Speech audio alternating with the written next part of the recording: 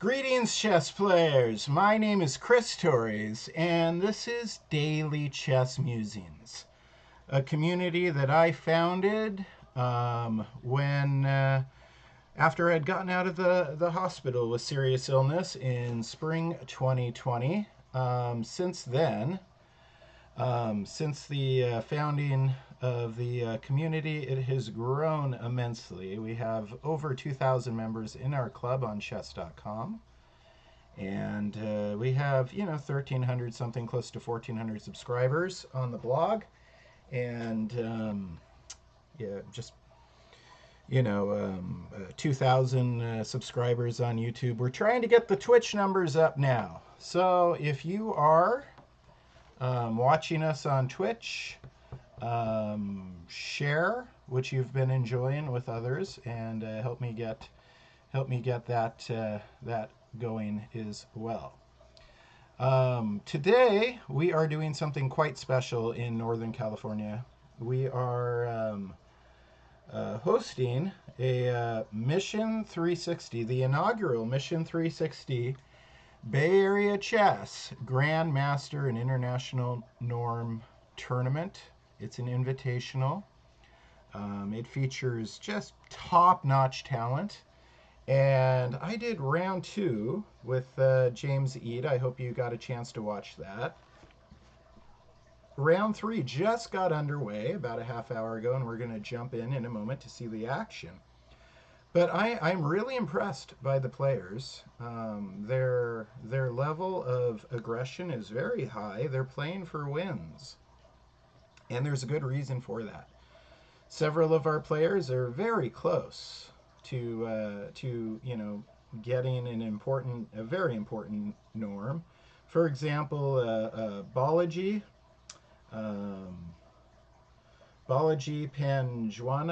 Panjwani has 2 Grandmaster norms. He just needs one more to get the Grandmaster title.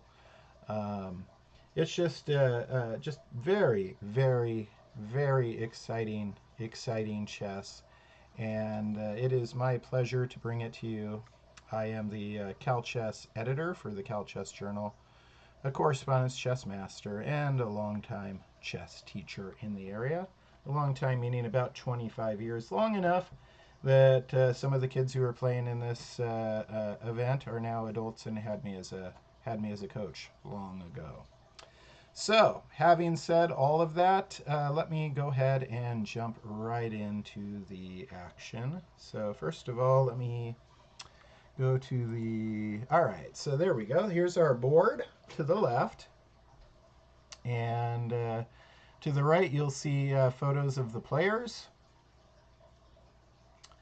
And let's see what we got. So, in round 3... Eric Lee, who is one of the founders of Mission 360. Its founding members are 2 local high school guys who are both FIDE masters, Eric Lee and Kevin Pan. Amazing what they're doing. So D4, Eric Lee starts with, and then we see, let me make sure my screen's good. Then we see D5, Knight F3, Knight F6. So yeah, just a symmetrical queen pawn opening. No London today. White plays pawn to C4. If Eric wanted to play that all popular London opening, he would have played bishop F4 there. Pawn to C6, so a little bit of Slav response. Queen B3. Yeah, fine move. Idea is keeping the bishop on C8 to defend B7, but sometimes a player investing time to capture on the queen's knight pawn with their queen early in a chess game, sometimes that comes back to bite them, such as in the poison pawn variations of many different openings. So we got E6, just a Slav defense main line, White plays g3, capture. Of course, the queen needs to do something. It's not going to be one of those Slavs where the pawn remains on c4 for any amount of time because the queen was under fire there. b5, queen b3. This is really interesting. Bishop b7. So the bishop moves out, but it, obviously it's not improving its scope whatsoever. It's still behind the pawn on c6. I expect the black knight to go to d7. Maybe the bishop, black's bishop can go to e7, and then black can get castled. We'll see. We'll see how it goes. Of course, Eric fills in the gap, finishing his fianchetto, and black plays a6. So far, a lot of slower moves by black in this opening sequence. The bishop being, whoops, not like that. The bishop being stuck behind these three pawns means that those three pawns did in fact move early in this opening. That's 3 tempo spent just there, plus another one here. So there's at least 4 tempi spent on pawns in black's opening so far.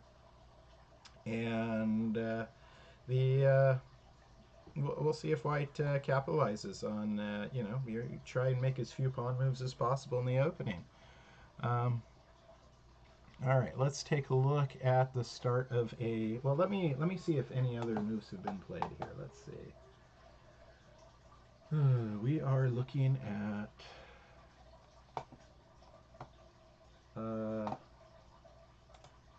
Am I looking at the wrong round again? Why are my names? Hang on one second, guys. I think I maybe messed up. I think I messed up. Whose game am I actually looking at? I am transporting the moves into chess.com manually, and I may have. What? That's. Let us see. What have you done, Chris? What have you done? Let's look at the other ones. And we've got Russia. Oh yeah, that was fine. That was fine. It's just Chris is tired. All right, it's fine. All right, now Eric Lee. I was gonna check in and see if anything else has happened since I was loading these games in, and indeed more has happened. Let's figure out exactly what. Eric plays a4, obviously taking advantage of the, whoa, there goes some errant arrows again, the pin on the b5 pawn, right? And improving the scope of the rook right off the bat. Knight d7 as expected for this opening. Castle c5. Black is striking at the center, obviously d4, but this also unlocks the potential for black's bishop, right? It releases the energy of the bishop. Whoops. And then pawn takes. And here's that. Now, I talked about, Jim and I talked about this a little earlier, the importance of this early bishop to b7, defending the rook on a8. Already happened in another game, and here we go again in these lines with the early a4. That's important. And one more move just came in. And let's see, Balaji brings his bishop to bear on white's queen. All right, so while we're waiting for Eric Lee to make his decision, and I don't think it's going to take him very long, let's go ahead and get caught up on the other action. All right, so we've got Raja Panjwani again. Is it Raja? Who was I'm losing track of who needs what norms. I need to look that up again. Um, but suffice to say, lots of fighting chess. Raja Panjwani versus Robert Shleitenko, and let me get you caught up on this game. D4, D5. This is round 3 of the Mission 360 Bay Area International Norm and Grandmaster Norm Invitational. Knight F6, C4. Looks familiar, doesn't it? We just saw this. DX C4. But we're going to vary here. So in this one, black takes early on C4. White plays E3, unleashing the bishop, attacking C4. We'll see if black tries to hang on to it. They play A6. So if white doesn't take right away, certainly B5 might get played. But we have bishop takes C4 right away, E6. This is, important because it takes away the bishop's threat on the belly button. You don't want to allow white to have the flexibility of doing some kind of sack there. So this is starting to look quite Slavish as well. A4, C5, so we're seeing some of the themes we just saw in the other one. Black with the early C5 push, striking at white's pawn center, castle, white gets out of there, knight C6, developing a piece, placing more pressure, queen to E2, taking it out of the back row, placing it in the same file as your opponent's king, and supporting the bishop on C4. When you're, it's good things happen when your queen's in the same file as your opponent's king. A lot of times, I like to say to my students, queen C7, putting the queen in possibly a soon-to-be open file. I wonder if we're going to see a knight C3. I was thinking, rook D1, getting a rook ready for a file that's going to open. Bishop D6, bishop D2, castle, and then rook C1. White places a rook in the same file as their opponent's queen. So we saw white place a queen in the same file as their opponent's king. The king moved out. So then they put a rook in the same file as their opponent's queen. Let me see why I can't see my my chat. Usually I can see my chat, and I am not. So I need to scoot this over. And let me check my screens again real fast. And we are still good. I can scoot that over. Wonderful. All right, so now I can see my chat, just adjusting my windows. So everything's comfortable. When you're broadcasting for hours and hours and hours in one day, make sure things are comfortable. You don't need a neck ache. All right, and rook A to C1, placing a rook in the same file as opponent's queen. And B6, strengthening C5 and creating a square for bishop B7. All right, let's see if any other moves have been played here. Hang on one second. We are going... This is Pinchwani.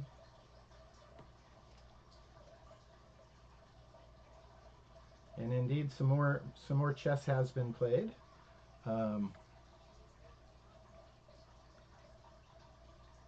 White moves the bishop back to D3, an interesting move. Certainly, H7 becomes a target for that bishop. And now there's one less thing between the rook and the queen. There's some other nuances, I'm sure, particular to this opening. And then bishop B7, knight to E4.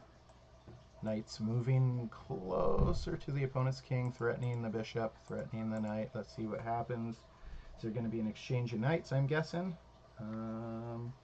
Why, yes. Yes, there is. Knight takes, and bishop takes.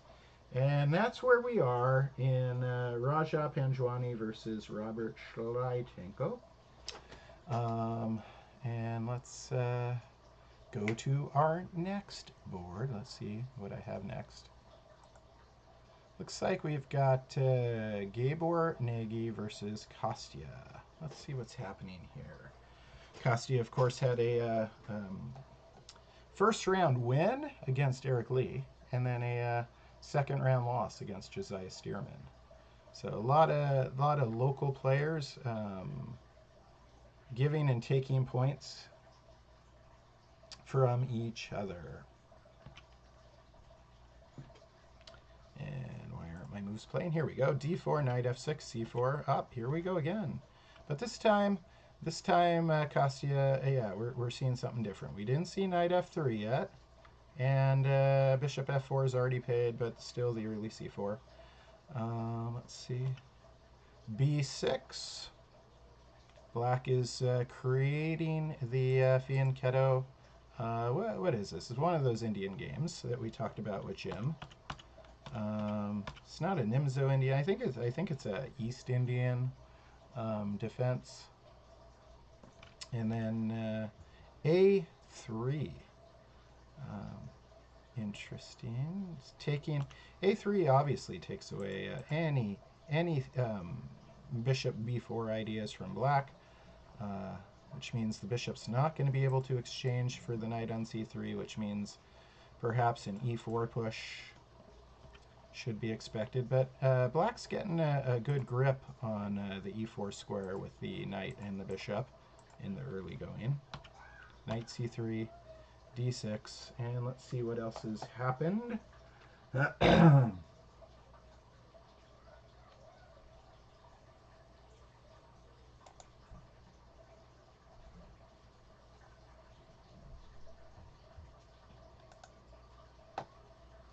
And a lot more has happened. A lot more. All right, let me get to where we were. D6. Kostya plays knight f3. Then knight b to d7. Knight wants to get in, but not block the bishop. Queen c2. And this is preparing that e4 move, right? Black has two pieces controlling e4. White only had one. They get the queen c2. They get the second one. Black's going to fianchetto on the other side as well. Double fianchetto action. Pawn to e4. White has a big, nice space advantage right across the center of the board. But black's got these bishops. And if you recall, hyper-modern chess, the theory of hyper-modern chess is the fact that pawns in the center, this pawn's not really controlling e4, it's occupying it, it's controlling d5. So this pawn on d4 is not controlling d4, it's merely occupying it. But these bishops, they have some good potential for these center pawns, don't they?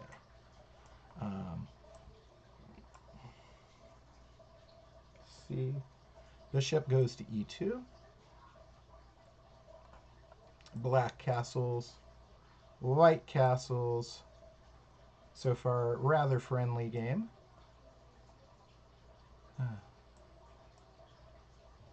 Not violent at all yet. And here comes c5. So black is making their attack on the d4 square. Again, d4 was the first center pawn, and now it's also the first center pawn target for black in this hyper-modern method. d5. White extends his pawn center onto black's side of the board, leaving, of course, a hole behind. Anytime you scoot a pawn forward, you create weaknesses behind it. And then black plays a6. Now that's interesting. I'm guessing black is worried about something coming to b5. Say the knight on c3 going to b5. So interesting spot to leave off. Let's go to our next board. We'll touch all the boards. We looked at that one. We looked at that one. We looked at this one. Have we looked at them all now? No! We forgot to look. Josiah Stearman. How could I forget you? He played just a wonderful, wonderful game in round two, where he took full advantage of of controlling space. It was a beautiful educational game in how to turn a space advantage into a victory. So let me make sure. Well, first of all, let's go ahead and play d4, d5, c4. So we've got ourselves a proper Slav this time. And a4. a4 is played in the Slav to prevent trouble on b5, right? See, black's got this extra pawn. They would like to play b5 to prevent white's bishop from gobbling up the extra pawn on c4 when it develops. But white played the early a4. And then bishop f5. This is very, very proper Slav. I think it's like the Alapin variation. I actually play the Slav from time to time. I find I score better with it than the Queen's Gambit. I'll do a Queen's Gambit accepted as well. But I score better with the Slav than the Queen's Gambit declined. So I do know a little bit about. But the flavor of the Slav I'm seeing is a little bit different than what I'm used to.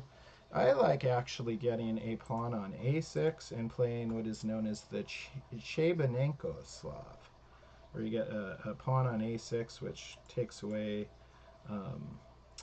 the knight's ability to go to b5, and at the right time, usually you play c5. f3, clearly preparing to play e4. Knight f to d7. So this is really interesting piece placement. This is a Slav of a different breed. A Slav of a different breed. And then I guess you could just play knight takes d7 if you wanted. If you're white, let's see. Knight takes d7, because then you're going to be, let's see. Should black take with the bishop, the queen, or the knight? They've got three choices, right? Taking with the queen could be hazardous because of pawn to e4. Taking with the knight could be hazardous because of pawn to e4. See, this pawn's getting ready to push to e4, right? So I would vote, if this was vote chess, I would vote for knight takes d7. Let's see what happens. Knight takes d7 is the move. Terrific. All right. e4, bishop g6, bishop e2, e6. Now it's starting to look more like a normal Slav, although white has this nice space advantage. Black's certainly going to have to do something about that. And, the bishop on b4 is not really... It develops the piece. It gets it out of the way of castling, but it doesn't help undermine white's control of e4 because the knight is not pinned to anything. Bishop e3, castle. Queen to b3 and queen b6. We could be seeing an early exchange of queens. Certainly white has a small advantage in space and force. Rook a to d1, moving the rook to where the action's liable to be. White would like to be able to push this at some point, but right now the queen is pinning that pawn to the bishop and doing it with a potential check. So white needs to figure something out about that. Would you guys think bishop f2 might be an option here? Maybe. Possibly pawn to e5, grabbing some more space, creating the e4 square for pieces like the knight. Let's see. Let's see what happens. Well, black plays e5. Bishop f2. Bishop takes. And now we may see an exchange of queens, right? Queen takes b6, yep. Bishop takes b6, bishop takes b6, knight takes b6, rook d4. White has a small advantage at this point. Let's see what other kinds of chess moves have been played since I updated the chess.com board.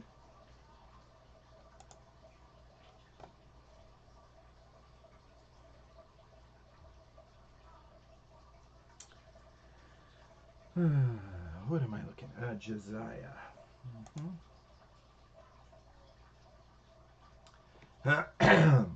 And a lot more has been played, it looks like. Let me catch everybody up. My throat's getting a little tired after all this talking today. Put a Tic Tac in there. It's good for the throat and the mind.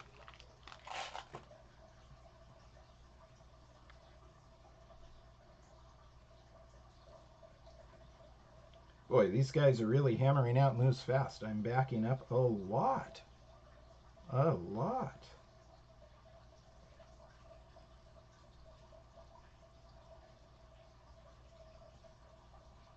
This may be a quickly finishing game. We'll see. Because queens were already exchanged. There's no underlining pawn tension at this point.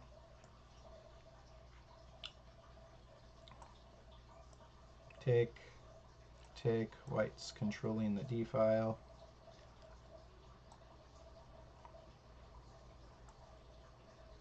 Black plays king f8. I'm not entirely sold on this move. I may come back to that. I'm not entirely sold, but I trust Josiah. White plays b4. Okay, so things are going to get exciting. This has potential to create all sorts of wonderful complexities. Let's see. And Josiah avoids that for right now, and I think that's a very wise decision. Bringing his king closer to where this rook is, so there's no worry about the rook getting to the 7th rank.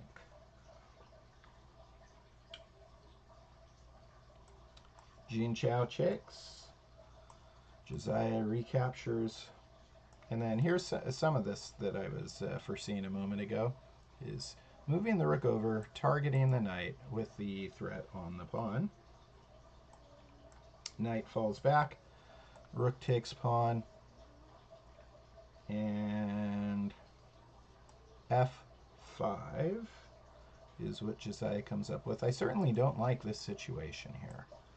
I would not be happy with the way this opening has gone if I was black right now. This was not Josiah's intention.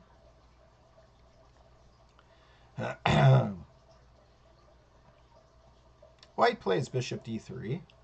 I suppose taking would give that knight an extra defender, which may be of use. And so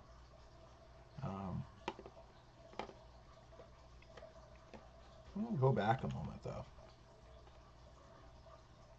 If ex f5 and bishop takes f5,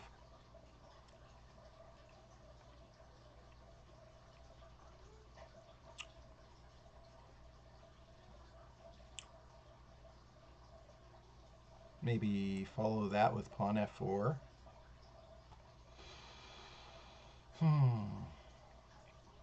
It's an interesting possibility. It was a possibility for sure.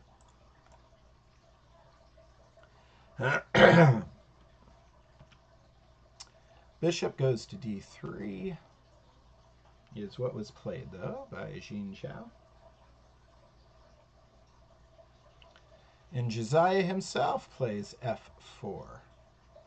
I was expecting FX e4, like bishop takes e4, bishop takes e4, knight takes e4, maybe even, and then king e6 stepping out of the pin. But maybe Josiah didn't like the way that endgame looked to him. It's really, rapidly getting into an endgame, and Josiah has very good instincts about um, if an endgame is going to be winning or losing well before he would ever get there. So I trust his judgment on this. But he plays f4. That's interesting. So the e4 pawn is pinned to the bishop on d3. So this is pinned, this is pinned.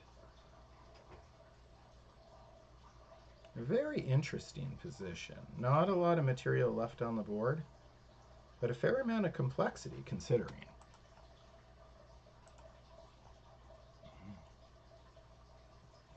And that is where we've left off. So if you're joining the broadcast right now, what do you think? Um, what do you think Jin Chao is going to play? Go ahead and type it in chat if you're jumping on. My name is Chris Torres. This is Daily Chess Musings. Also, be sure to check out, you could open up dailychessmusings.com in a different window and enter our free raffle. Do it. Just follow me on Twitch through the enter raffle link in the blog. Easy to do. Take a moment or two. While you're doing that, I'm going to double check, see what else we got going.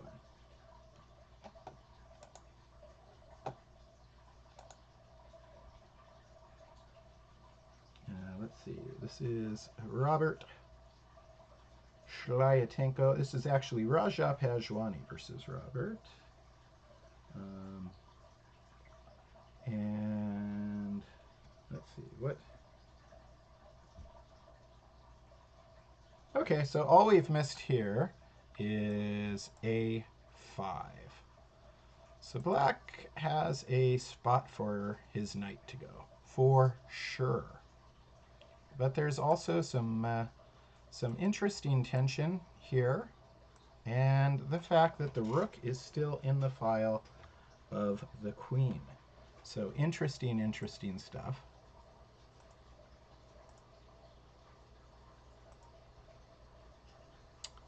What to do? What to do? I mean, let me erase some of this stuff so we can think clearly without having all of that in the way. And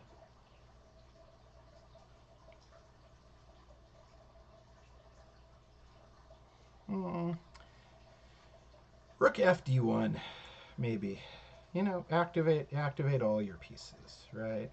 So if I was to guess on white's next move, I would go with the rook fd1. That would be my guess. We'll see how it plays out. Let's see what else is happening.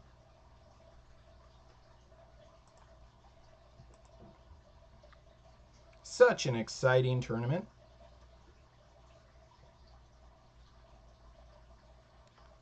We're back at Kostia's game. Let me see if I can get us caught up there. I hope you're enjoying seeing top-notch chess out of Northern California. If you are, please subscribe, follow, like, do all that kind of stuff.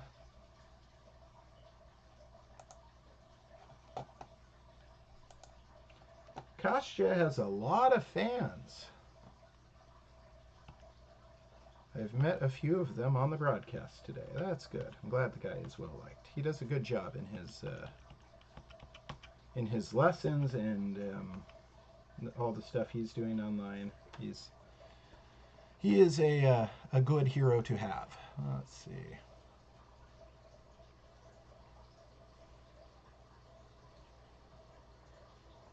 White plays a4. Interesting. Responds to a6 with a4, stopping any thoughts of b5. Black plays rook f to e8. Possibly with intentions of opening up the e-file at some point, getting things. There's several ways the e-file could open up, and getting the rook over into there.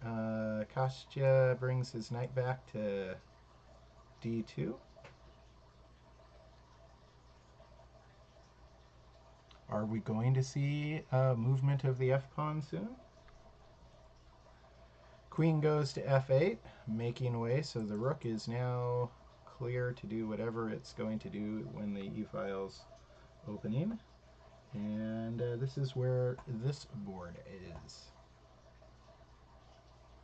Let me make a guess. It's fun to, it's fun to guess what you think these top-notch players are going to be. You'll learn a lot by doing that. If I was white here, just kind of the simple man's approach would be something like this. One of those rooks moving over to the center file, centralizing the action of your rooks, because you got this way up here. If that opens, you want your rooks. Part of that action. Part of the action controlling the center.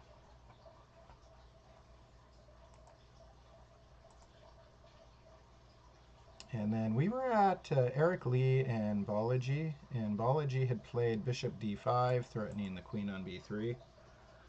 Let me go ahead and catch you up there. Oh, and a lot's happened since we last came here, so this is good. I'm glad. When you got several games going, there's no lack of oxygen. Action. There could be a lack of oxygen depending how many games going you have. But no, the Bay Area chess site is very safe. The players are spread out, is spacious, could accommodate a lot more than it is during this tournament. So the players have plenty of good oxygen. Queen d1.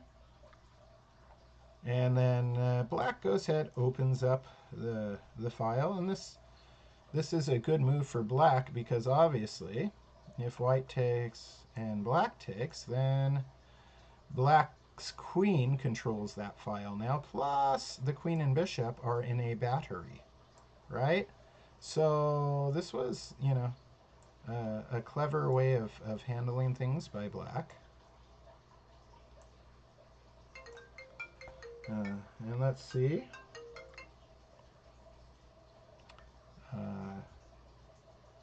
Yep, and then we do get the rook takes. Uh-oh.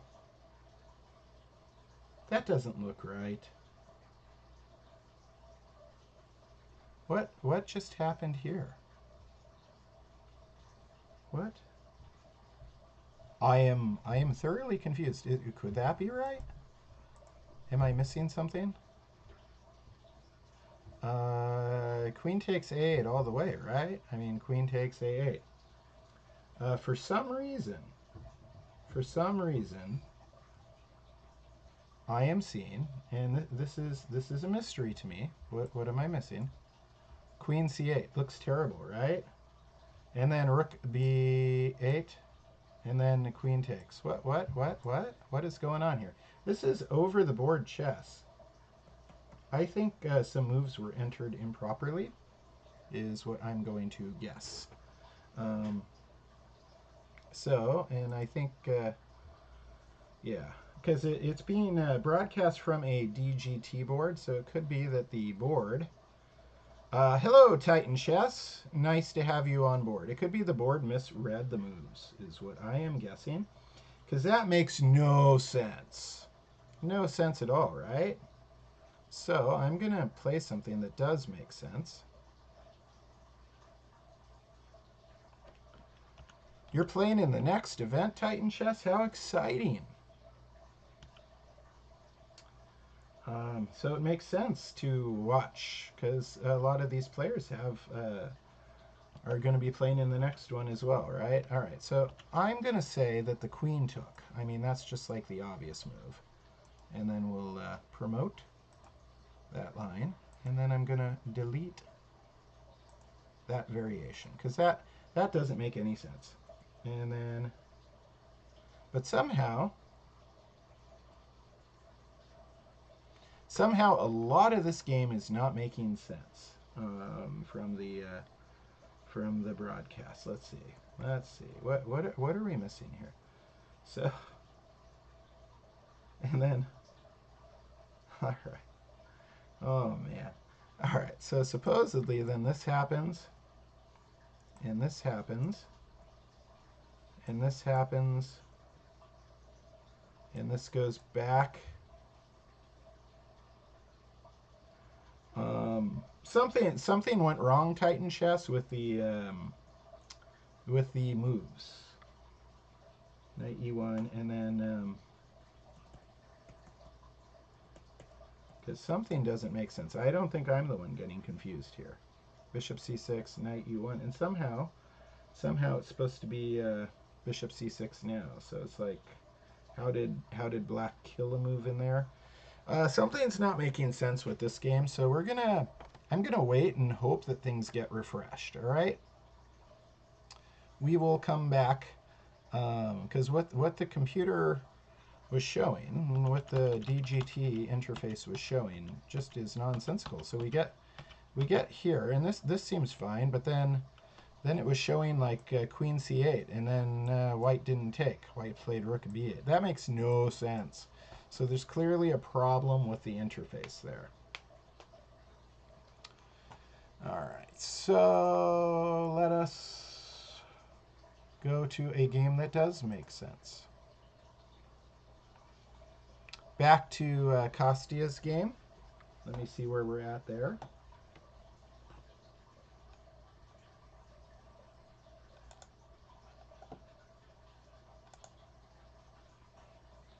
And again, we are not seeing moves from Leonid Udison versus Milind Meiti because of religious reasons for recording games and transmitting moves on the Sabbath. So we will see some Leonid Udison tomorrow. I'll make sure to feature some of his chess in the evening broadcast. All right. And let's see. You like white's position here, huh? Titan chess. Fantastic. Queen, let's see. Queen f8, and then nothing has been played. So Titan chess. Why do you like white's position here? Go ahead. Talk to me in chat. I like having people to talk to. Make sure you give us a follow as well, by the way. Why do you like white's position here?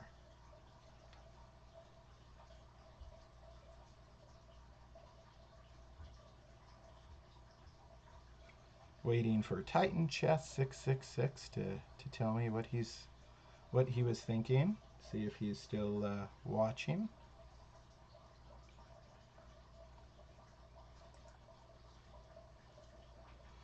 I mean, I like white's position too. And again, as I said, I'm thinking just in kind of simple terms of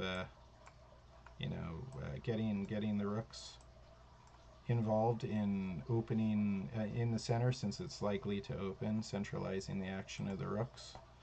But what were you thinking, sir? You came in and commented, and we like to build the community. Let's see. Going back to Josiah's game.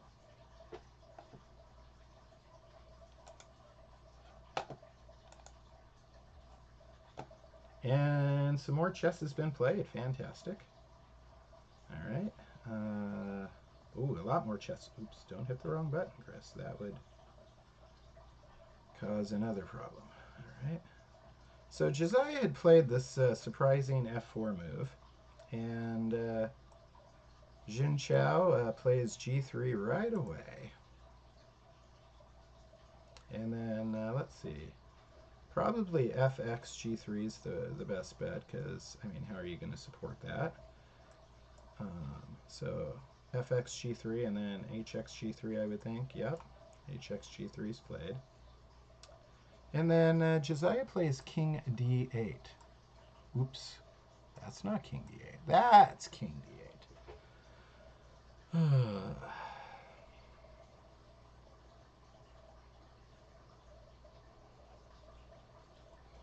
And it is white's move. What do you think he would do here? White has a nice advantage. Josiah stepped out of the pin.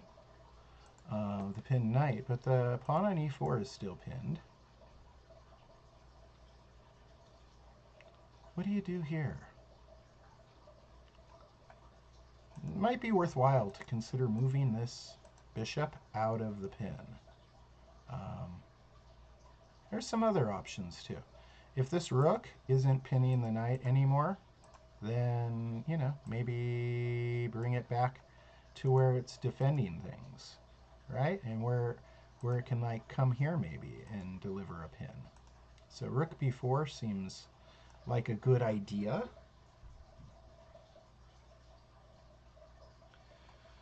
But yeah, this is uncomfortable. This pin on e4, there's several ways of dealing with it, right? You could even do bishop b1. So there's rook b4, which would really solidify white's position. There's bishop b1, which means the bishop's defended by the rook. So the pawn on e4 is no longer pinned. And then there's just backing the bishop the heck out of there. If you went to f1, this pawn's no longer pinned. Maybe you go to h3. Maybe. You could do a little zigzag like that. Looks pretty good. Why, we are waiting for what's going to happen next in these games. I'm going to go ahead and play a couple ads and get myself a beverage. Because, as I said, I've been talking all day. And keeping hydrated is important. Don't go anywhere. Don't go anywhere. I'll be right back.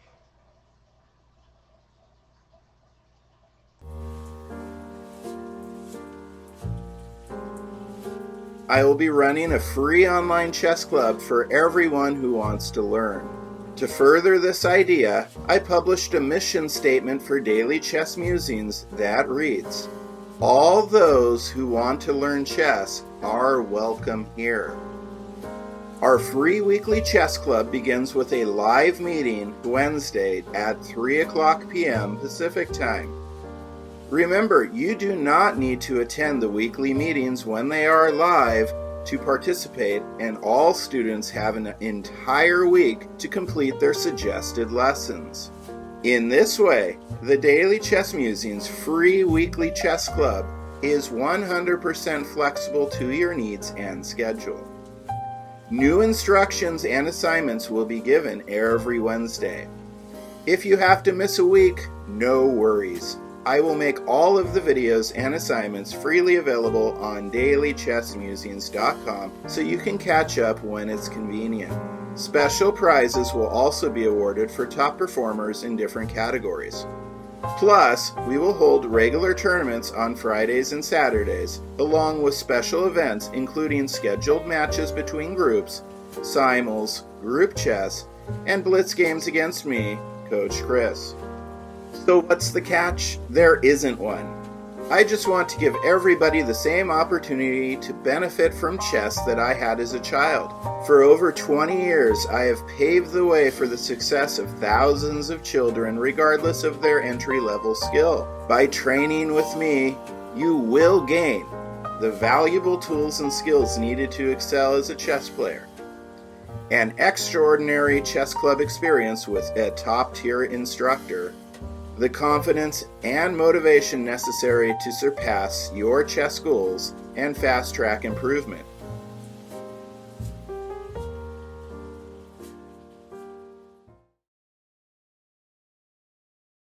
Hey everybody, Shelby from American Chess Equipment. That's www.amchesseq.com. We're the official chess supplier of Daily Chess Musings. Now, if you're a tournament chess player or just need something for the home, check out our new clocks here. This is our Bobby Fischer chess clock made by DGT. It's the DGT North American, just with different colors and way better instructions. Now, if you really want a high-end chess clock, your kid wants a Chronos, but they're hard to find, or Chronoses are impossible to use. What you really want is you want the VTech. The VTech is something designed by me, Shelby Lorman, for the tournament chess player. It's easy enough for people my age, I'm in my 40s, to use. You don't have to hand it off to an 8-year-old to get set. If you want something really cool, we can do customization for you. We can customize clocks, we can customize boards, we can customize scorebooks. If your kid has a habit of losing stuff and you're sick of replacing chess equipment, check out our items here. Now, if your kid has a habit of losing his chess clock, this is something that we can do for you that nobody else can. It looks like a normal, everyday, high-end chess clock, right? Now, let's flip this around. You can see it's got my face on it and everything else. This is a vinyl ink that's very hard to come off. So even if your kid loses it, nobody's going to be able to keep it. Something really nice for the house, you gotta check out our wood sets and boards right here. Now, if you want something nice for the house, I'd recommend something like this. This is our 20-inch pedestal board with our Zagreb set. Let me get this set up for you. Are we the end-all be-all for chess equipment? Maybe not. But we support Scholastic Chess, especially here in Southern California. And if there's anything you need, even if I don't sell it, I can help you find wherever you need to go. So, remember, American Chess Equipment, www.amchesseq.com for all your chess needs. Hi, I am James Eade of the Eade Foundation. Who am I and what is the Eade Foundation? That's the subject of this video today. I am a chess player from way back when I was in high school. I would win adult tournaments as well as high school scholastic type of tournaments. I got very good. I could even challenge grandmasters and I could fight them. But I wasn't really as good as most of them. So I started to do other things. I would write chess books, for example. I wrote countless articles, 5 total chess books. And I did a lot of other things like organizing international master tournaments, grandmaster tournaments, various tournaments of various types, FIDE futurities, that sort of thing. And I did a lot of chess. And in 2018, the United States Chess Federation gave me the Outstanding Career Achievement Award. So that's a little bit about me. But what about the Eade Foundation? What's the Eade Foundation? The Eade Foundation was started to help build communities through chess. Chess is what I did. Chess is what I knew. This is the way I could help other people. And by sharing what I had, the resources that I had with those who did not have those resources, I felt that I could make a contribution to society, however incremental it was. It was a contribution. And so I found that this was pretty successful. And it was successful because I would get things like this. These are children in Uganda. These are orphans in Uganda sending me a happy birthday message. And I would get, the Divine Chess Academy was one example. They had to make boards out of the paper. And so I could send them real sets and boards so they could have resources to play. I helped in Zambia, South Africa, and other places. And this is what the Eade Foundation does. We help seniors too. Senior centers can start up and hold, because if we know that if they hold chess tournaments or chess clubs and start them, people keep their minds active. And even though it may not prevent something, a devastating thing like dementia or Alzheimer's, it can delay the onset of symptoms. So this is part of what the Eade Foundation does. The Eade Foundation also has the Arthur Award. The Arthur Award is given for chess excellence. Someone writes an essay every year, and this year's winner was Alexi Root from the University of Texas at Dallas. So these are some of the things that the Eade Foundation does. Help players, regardless of what language you speak, regardless of what country you're from, become part of the chess community. And if you're part of the community, you're never alone. So visit us for more videos on the Chess Files, Fridays, 1 p.m. Eastern Time. And I hope to see you then, because until then, let's stay connected, be part of a community.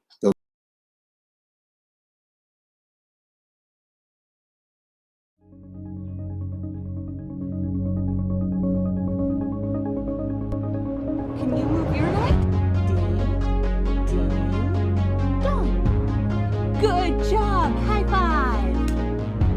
of chess is a beautiful game because you get to be the king. You get to command an entire army of chess figures. You are in charge. In life, you may not get to make all the decisions yet. In chess, you get to make all the decisions.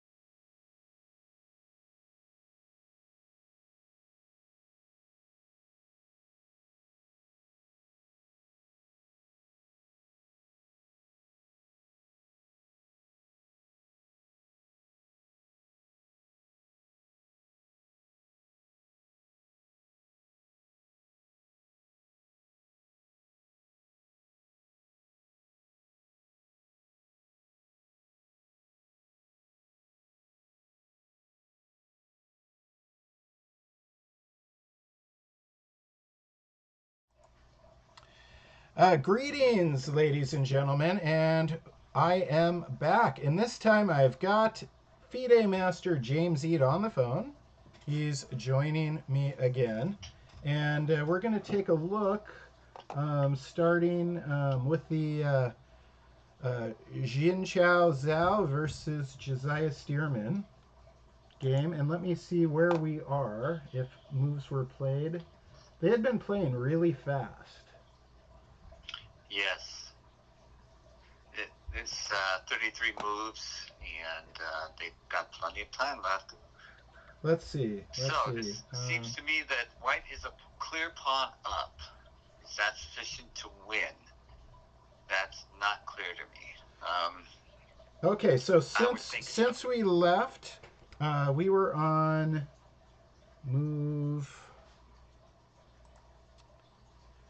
We were on. Last we saw Black had played King D8, and I was suspecting either Bishop B1 or Rook B4. And Rook B4 was played. Okay. And then King C7. Yeah, white got a pretty easy position here, but we'll see. Knight to knight to E5, and then bishop goes back to E2. And rook C5 getting caught up, and there we are. All right. So we are. I am current with you now, Jim. We just saw 33 rook C5. What are your thoughts about this? I think white is a clear pawn up, and no structural weaknesses. So that's a clear advantage. Is it sufficient to win? The only doubt that I have is whether or not you could get into one of these situations where there's just not enough pawns left. Can black trade off 3 pawns and just there's 1 pawn left and it's not sufficient to win? It's a rook pawn, something like that. There may be some drawing chances because of that. Mm-hmm. But I don't see, from the position that we're looking at right now, much hope for black in terms of holding the game. Just because there's no weaknesses in white's position, there's a clear road to the king E3, getting into the game, and what I'm not sure of is the clearest path forward for white. It seems obvious that F4 and even F5 and then E5, can you get that in, or F4 and E5? Yeah. Can you F4 seems like the clearest way to make progress. King E3, So it seems like white can make progress. What's the response to this, though? It looks like rook b3 seems to hold the position. Um, I think. So, Hmm. Fascinating, fascinating position. Yeah, I was yeah. kind of surprised that White got an advantage relatively quickly. Maybe Josiah was tired after the last round. That certainly could be. Yeah, could Um, be. but That's one of the things that people that aren't chess players don't understand how much stamina is involved, how much energy is used in a game like the prior game that Joshua was playing. Josiah, Josiah, yeah, sorry, Josiah, and he expended an enormous amount of energy, and then you have to ask him to do it again. yeah, So that is incredibly difficult. Um, and the fatigue can play a role in chess. This is one of the things you just have to admire the fighting spirit. There was only one draw in the first round, only one draw in the second round, and everybody's going for the win. They're not settling for easy draws to conserve their energy. yeah, So everybody is expending max energy every round, and it will catch up with somebody. It will catch up with all of them to some extent. The ones that can hold it together the longest will have an advantage. well, clearly it's there's an advantage in being young, and Yes. for this type of Yeah, expanded Rook energy. B3 But was then just again, played. like I said, Josiah is also a full-time college student. Right. So I mean, I don't know how much energy was zapped, just doing regular college stuff during the week. That's hard enough for most people, let alone trying to earn a I agree. grandmaster norm on the weekend. So right now, Josiah's rook is attacking the knight on c3. So white has to do something about that, right? Right just moved Rook B3 to protect the knight, and that was to be expected. Okay. Um, So rook b3. Oh, and they just did, in fact, yes. Okay. So let yeah, me. and Bishop to F7 has just been played, hitting the rook. Uh huh. So he's trying to force the issue, and it seems like these moves are going to cause it. Like it seems like White is going to play Rook A3 now, Rook behind a and passed then pawn. Yeah. right, and then Black may come in Knight C4, Right away, or and maybe blockade I it would play it. I would play it right away, right but the away. question is the like you said, the rook is behind the passed pawn, so you start to push it, but you don't want to push it too far and lose it. Mm-hmm. So the lasting advantage that I see is that e pawn on white is a protected passed pawn, and that is often good enough to win most endings. Um, there's no pawn in front of that e pawn that can stop it, so you Yeah. have to use pieces to stop it, which can cause you to become passive. And if you become passive, then the white rook could become active while you're trying to defend, and so there will be some feints and parries and back and forths here, and it's I just think that white is winning, but knight c4 looks like the best try to defend to me. Yeah. So we're expect. Oh, and rook a3 was played. So we'll keep it right here and see what Josiah chooses. Um, and then maybe bounce around. But these guys are playing at a fast clip in this game. Right. A very, very fast clip. I mean, they got to an end game very, very quickly. So, um, what what can you tell us a little bit about the? We were just watching the Eid Foundation's ad, and we saw what looked to be a some kids in Africa that you're helping. Did you want to tell us about this project? Oh, sure. I think that was from Uganda.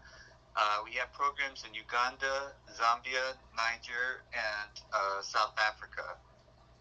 We have 2 programs in Zambia. So we have a total of 5 programs, I think, in African countries.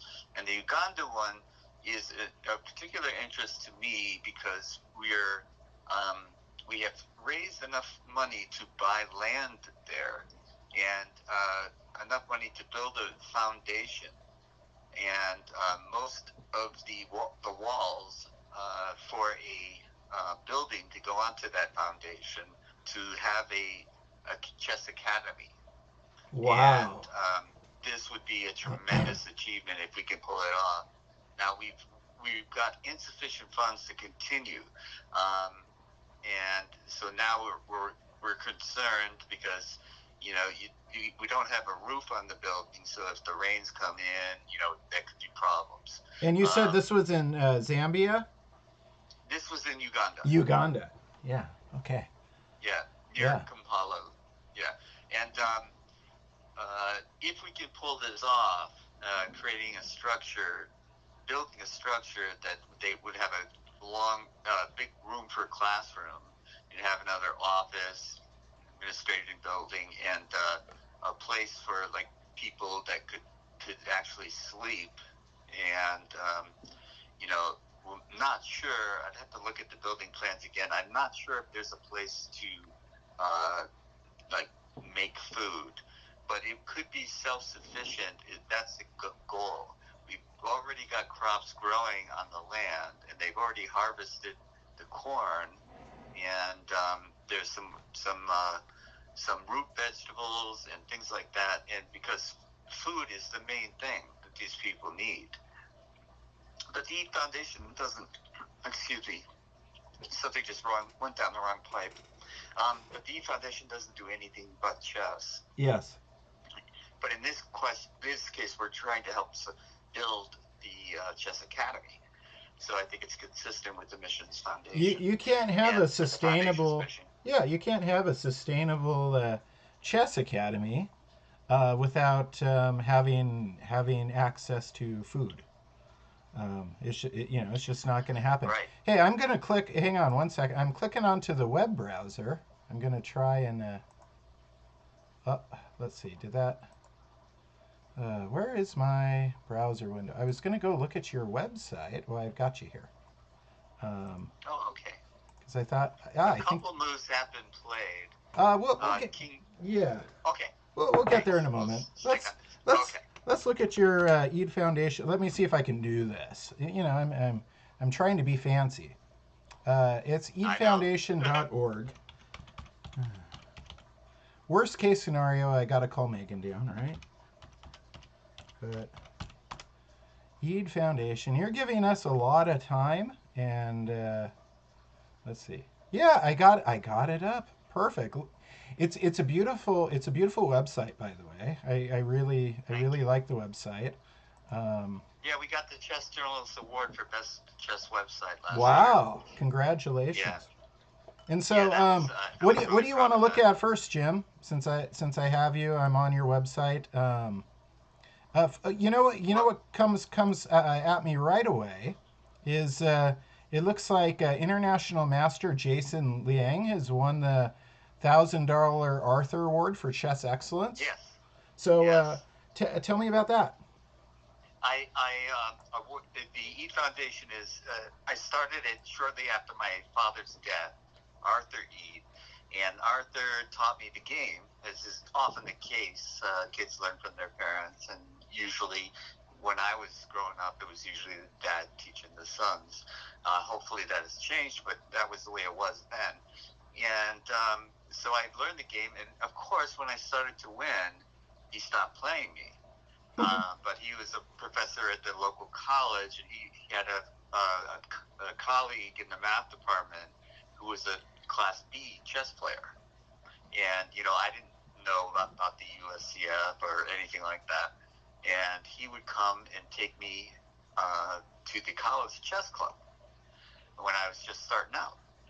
And so then I got to play against USCF players, usually like C or B players, but that was better than I was. But I quickly caught up to them and became an A player.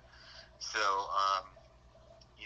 those are the guys that I started playing against, and I really have to say that the Eat Foundation is really dedicated to the dads who teach their kids to play chess, or allow them somehow to learn how to play the game, and that goes for all genders now. Moms teaching daughters, doesn't matter to me. It's a parent teaching their child how to play chess and letting them in, because it's a real chore, a real gift that parents give to their children, to teach them chess, but also because it takes a lot to take them to tournaments and especially when they start getting norm tournaments kind of in their picture, that becomes even more difficult to just manage. How do you do it? How do you get them to the tournaments? How do you find out what tournaments they should play and what they shouldn't play in? And that was really the motive for Chess for Dummies, was to help the parents of gifted child to learn how to best help them. And this Arthur Award is $1,000 every year to the best essay, and it's the Arthur Award for Chess Excellence. So it's about how are you going to use your chess talent to best support the mission of the Foundation. And every year, people have submitted essays, and this is the third annual award, and it was won by the fellow that you mentioned, Jason Liang, yeah. Jason Liang, and I had him and his dad on my show, so it was quite fun to. I'm just picking it up now. Yeah, Jason. I'm just looking at it again. We had the two of them on, and I got to interview Jason, and I got to interview what I call Jason's dad. Yeah, that's the way it goes. And that's the first thing as a chess coach. You learn the kid's name, and then you learn the parent is there, and then what I do in my notes, and then I replace Jason's dad with his name and play games at home. Trying to memorize. It's a fun mental exercise, and you know how many kids we interact with. So it's a lot of fun. And 2020, you gave it to Abhimanyu Mishra. Well, last year I gave it to Alexei Root, but he was the first Arthur Award winner. Holy moly! Yeah. So Abhi Mishra, Alexei Root, and Jason Liang. I haven't listened to the. I gotta go now. I got homework to do this week. Go watch the Chess Files with Jason Liang, because I've heard the name, but I don't know much about him. And you know what? He's up in upstate New York, so you wouldn't have seen him at any local Bay Area tournaments. Yeah. But his dad contacted me, and I told him about the Arthur Award, and so he submitted it and it won. And his dad is quite accomplished in his own right, but for the purposes of the program, the show, he was just Jason's dad. Yeah. Well, let's not. We won't spoil the surprise. What I'm going to recommend people do is go to the Eat Foundation page, and then click on the Chess Files, right? And then eatfoundation.org. Yep, eatfoundation.org. Right there. Click right on there on the click on page. Chess Files, and you'll see the article on I am International Master Jason Liang, and you go watch the video. And having said that, let me get back and catch up on our moves. But first, I got to adjust my OBS because I'm still looking at your wonderful website. All right, so we are back looking at the chessboard. Let me make sure I'm on the right one. Yes, Josiah Stearman. And let's see. The last move I had done was 35 King B6. So Josiah played King B6, and then you had mentioned the F4, and that is played. And then Josiah's knight's got to move and Yeah. goes d7. Seems like the best square. Right. Um, and then you even mentioned f4 and then e5. And that dangerous protected pass pawn has gotten further. And now Josiah is playing king a5 to blockade the a pawn with his king, I'm Right. guessing. Very good move. Yes. So he's going to have to use his pieces to try and stop the other pass pawn. Knight to e4.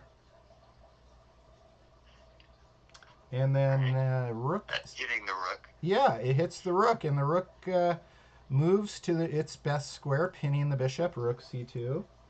And that's And where we're at now. That has a nasty threat of bishop to c4. So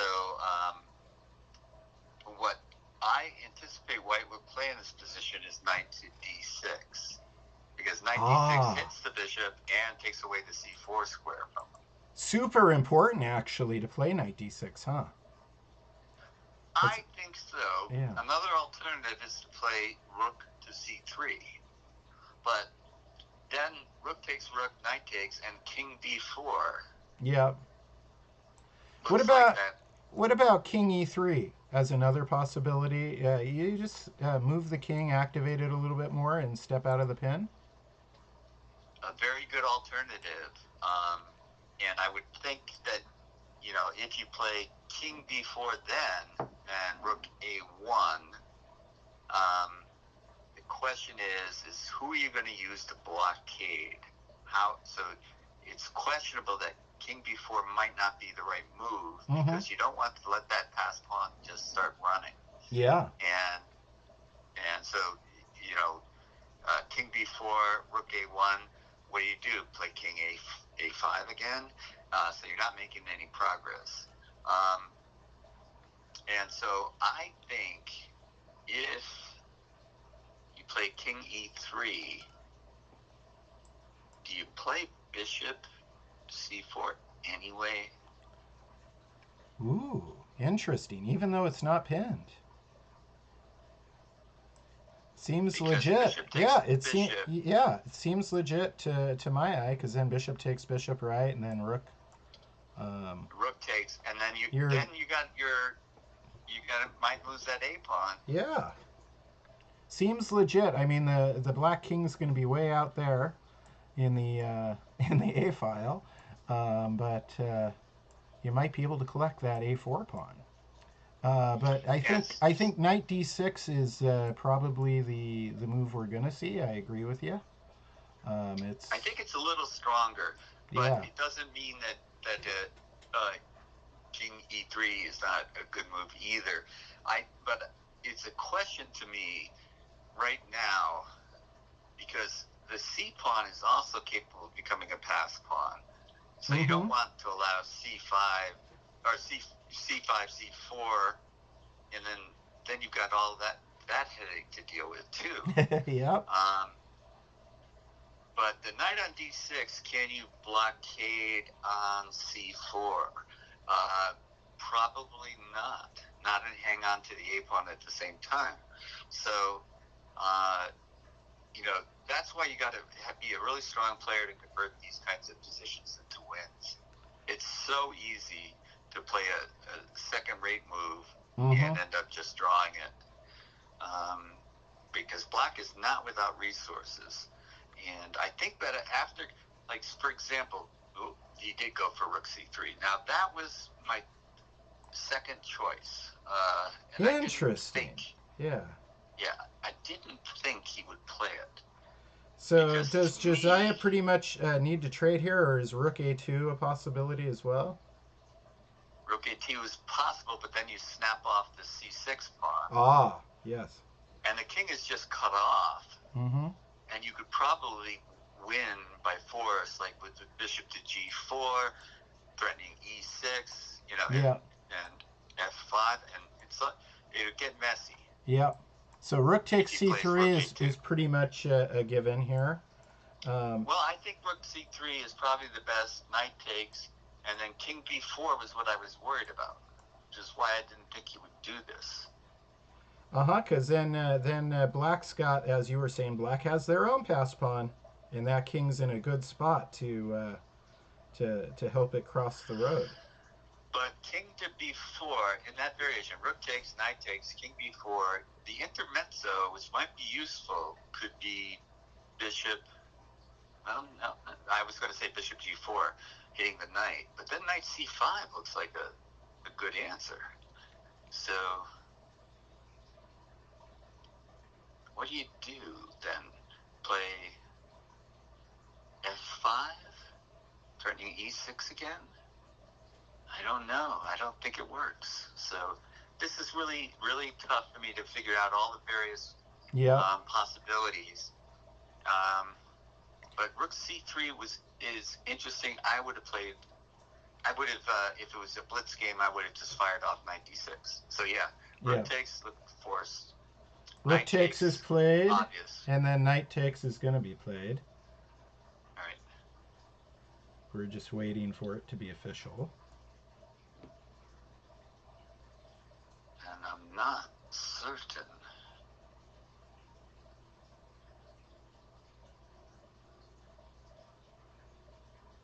I'm not at all certain why this doesn't lose the a pawn. I can't see him how he hangs on to it.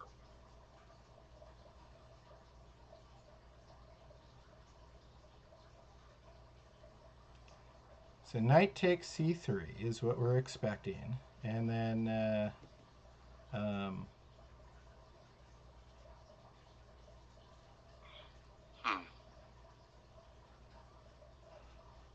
and then were you saying king b4 at that point after knight takes c3? Right. And here I'm thinking now, knight e4, king takes a4, knight g5, followed by bishop g4, and can you force that pass pawn to become super dangerous? Yeah, interesting. Whoa, he throws that in. I did not see that coming. So that knight changes the picture again. Knight takes, and then Josiah plays. They're playing quite swashbuckling chess for sure. Yes. It's kind of winner go home kind of thing. You know, you're not going to get your norm unless you keep winning. Yeah. And bishop g4 looks good to me here. And you're suggesting bishop g4, which hits the knight. And then the knight probably goes to c5. And if it does, then I play f5. Threatening e6, yeah. f6. Yeah, and that's starting to look really bad. Really bad for black. So what is Josiah trying here with g5? There must be some kind of trap. Well, obviously you can't take it because then black would take b5 pawn and you got nothing. Mm-hmm. So what he's trying to do is trade down the pawns. Like he wants to liquidate, get you just down to one pawn, and versus a piece that could sacrifice itself for that final pawn and end up in a draw. Because of lack of mating material. So every pawn exchange is good for black. And generally speaking, in endings, if you're the inferior side, you try to trade pawns. If you're the superior side, you try to trade pieces. Yeah. And that's a general rule of thumb in chess and in any ending. But in this particular one, it looks like bishop to g4 might throw a little monkey wrench in, because bishop g4, pawn takes pawn, bishop takes knight, pawn takes pawn, check, looks like it's losing to me. You just play e6, e7, e8, and you're left with two pieces, so that is sufficient mating material. So Josiah's hoping against the odds that his opponent plays fx g5. Now that's interesting to me. That is different from what I had in mind. But he's going after the c pawn. And if it moves to c5, for example, to save it, you can play bishop to c6. There goes one of those pawn exchanges. You said every exchange yep. is... That's what Black wants. Is what Black wants. By the way, if you like these rules of thumb that you keep hearing Jim say, you should get his book, Chess for Dummies. You can get it anywhere, and anywhere books are sold. And that one I know for a fact is in the book, plus a whole bunch of others. It was my And you first talented. my Okay, first go chess ahead. book. In fact, Jim, I had the opportunity to get the My System, if I remember correctly, or your book, and your book seemed much more approachable. That's nice to hear. Yeah, Yeah. this was back, I Because think. my system is a classic. Yeah. And Karsten Hansen was kind enough to say to me that I had written a modern classic. That was Wow. music to my ears. Yeah, and Karsten's written a lot of good stuff, He's and a very, very talented yeah, author. him and Karsten Hansen and Stefan Blücher and some of these guys did a lot of interesting research back in the day on some very odd chess openings, if I remember correctly, and even Yeah. had some bots on some of the chess servers playing. You know, they would program the opening book and learned learned an awful lot about things like the Halloween Gambit and other Yeah, yeah, yeah. the orangutan. You know, I just Yeah, he published a book on that just recently. oh, he came out with his. You know, he was fooling around with that decades ago. So Yeah. he just published a book on the orangutan, huh? Yeah. My good friend Hans Poschman, who was also a Cal Chess Journal editor. He ran Yes. the Fremont Chess Club.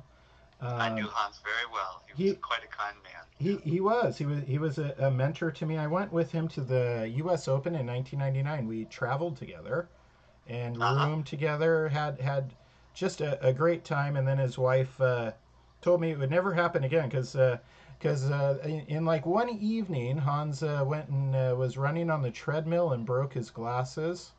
And then he went Mm-hmm. down to play some blackjack and forgot his wallet. And then but he still showed up to his round and won his round. Yeah, I was like I was maybe 19, I want to say, and Hans was in his 60s, and Right. he partied way harder than me. I played my round and I was tired. Hans, Yeah. he was down. He wanted to go watch the Irish dancers. He wanted to go play Uh-huh. blackjack. Yeah. What a fun guy. And He really was, yeah. yes, and I do still miss him because he all the contributions he had made to Cal Chess, to Northern California Chess, and we sometimes we forget these types of guys who are so instrumental, and he shouldn't be forgotten. Well, that was one of the special reasons that when I was talking to Tom, I said I need to bring the Cal Chess Journal back because Mm-hmm. Hans published, issue one, volume issue one, whatever. However, he started the California Chess Journal, and Yeah, there was a Chess Voice that was prior to that, and then that stopped coming out, yeah, and Hans said, "Okay, let's start another one."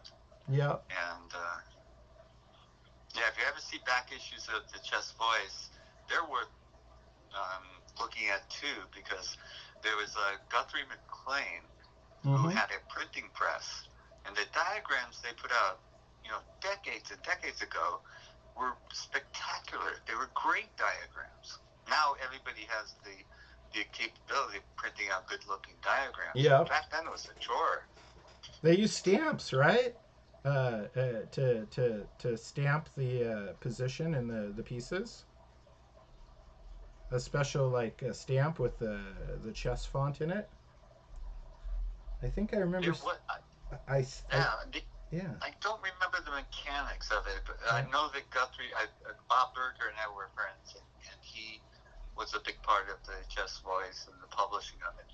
And the two of them produced a great-looking magazine when there weren't that many great-looking magazines. And part of it was that they had to set up the printing press itself with Mm-hmm. the position. So, and then they could run on however many copies they wanted Wow. to. But Wow. You know, Now everything it was is very yeah, mechanically everything involved. yeah is computer generated, of course. Much simpler Yeah. process. Now we just set up the position and print. Mm-hmm. But or Back in the save to day. PDF, which I think you must do now with your version. Yep, yep. It's probably a PDF. Yeah, right. I'm gonna print Yeah. out some physical copies as well, just to have at events and things. And one of the things I'd like to do is get everybody who contributes to sign, and Oh just yeah. to keep it, for the history aspect of it all. So bishop c6 and then bishop e6. Yes. Very very interesting. See, these connected pass pawns are stronger together than the um, two isolated pawns, but the pawns that are isolated for black are wide apart, Mm-hmm. so it's very difficult for the knight to stop both of them. But the bishop can stop both of them. So there's a lot of these interesting, when they're minor piece endings, different characteristics, like knight endings are different than bishop endings. But this is a bishop and knight versus bishop and knight ending, Mm-hmm. which is a different ending entirely. So this is why I loved studying minor piece endings, because none of them are quite the same. You can't use the same strategies in all of them. There are general things like centralize your king. You know, your king is a fighting piece when it gets to the ending. Those are certain things that are always true. But now it's, can you coordinate your bishop and knight better than your opponent can? Because they're not that easy to coordinate. So it's a very complicated type of thinking, and the calculation still is a big part of it. It comes down to simply counting sometimes. Mm-hmm. Like that H pawn now is a pass pawn. It Yep. can run all the way down. Can you get to that and then back to stop the C pawn? Yep. But the point is here is that the connected pass pawns is, once you advance them, like if you can somehow figure out how to advance the pawn on f4 to f5 and force that bishop away, you're in business. Mm-hmm. Those pawns are going to be very difficult to stop. You cannot blockade them. They're connected.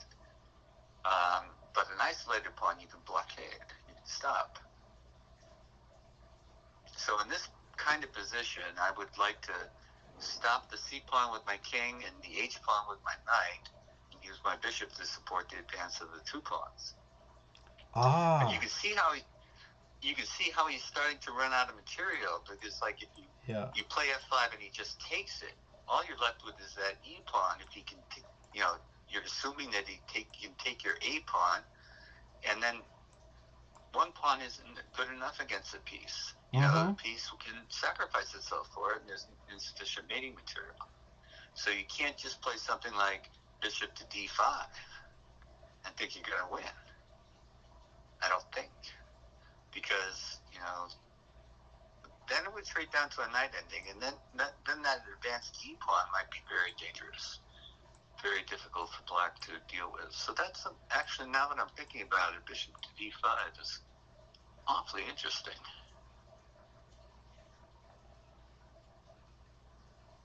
Well, you Yeah. can move bishop to f5. And let's see, bishop.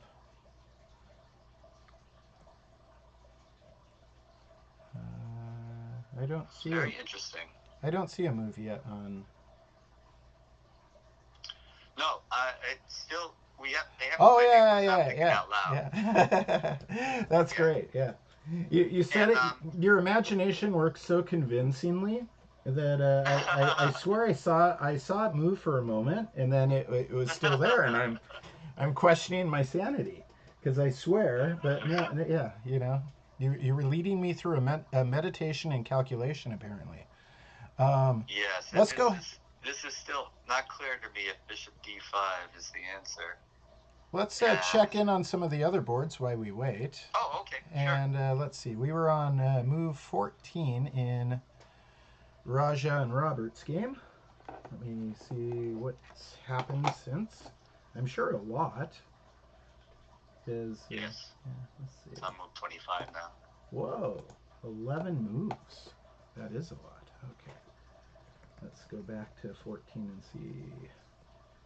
Okay, at 14, I prefer white, but it's no slam dunk. This is Mm-hmm. because the black has completed his development. The bishop and queen battery on h2 is good. The bishop on b7 is good. The knight on c6 is good. So I think that the pieces are in good places.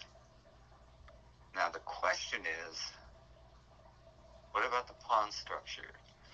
That it's do you want to trade the d pawn for the c pawn and hope that you end up with an advantage that way?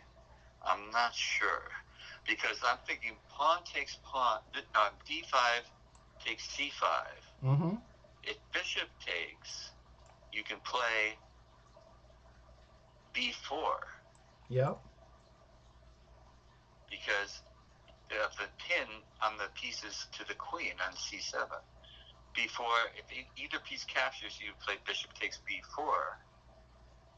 That piece moves, you would play b5, and you would attack the knight. So the knight's pinned, can't move. So what do? So it seems to me like d takes c5 is a threat in this position. But let's see. I believe Raja supports his d pawn with bishop c3. What happens here? Oh, I'm looking at 14, bishop takes e4. Bishop takes e4. Uh huh. a5. And that he plays a5. And then bishop c3 on move 15.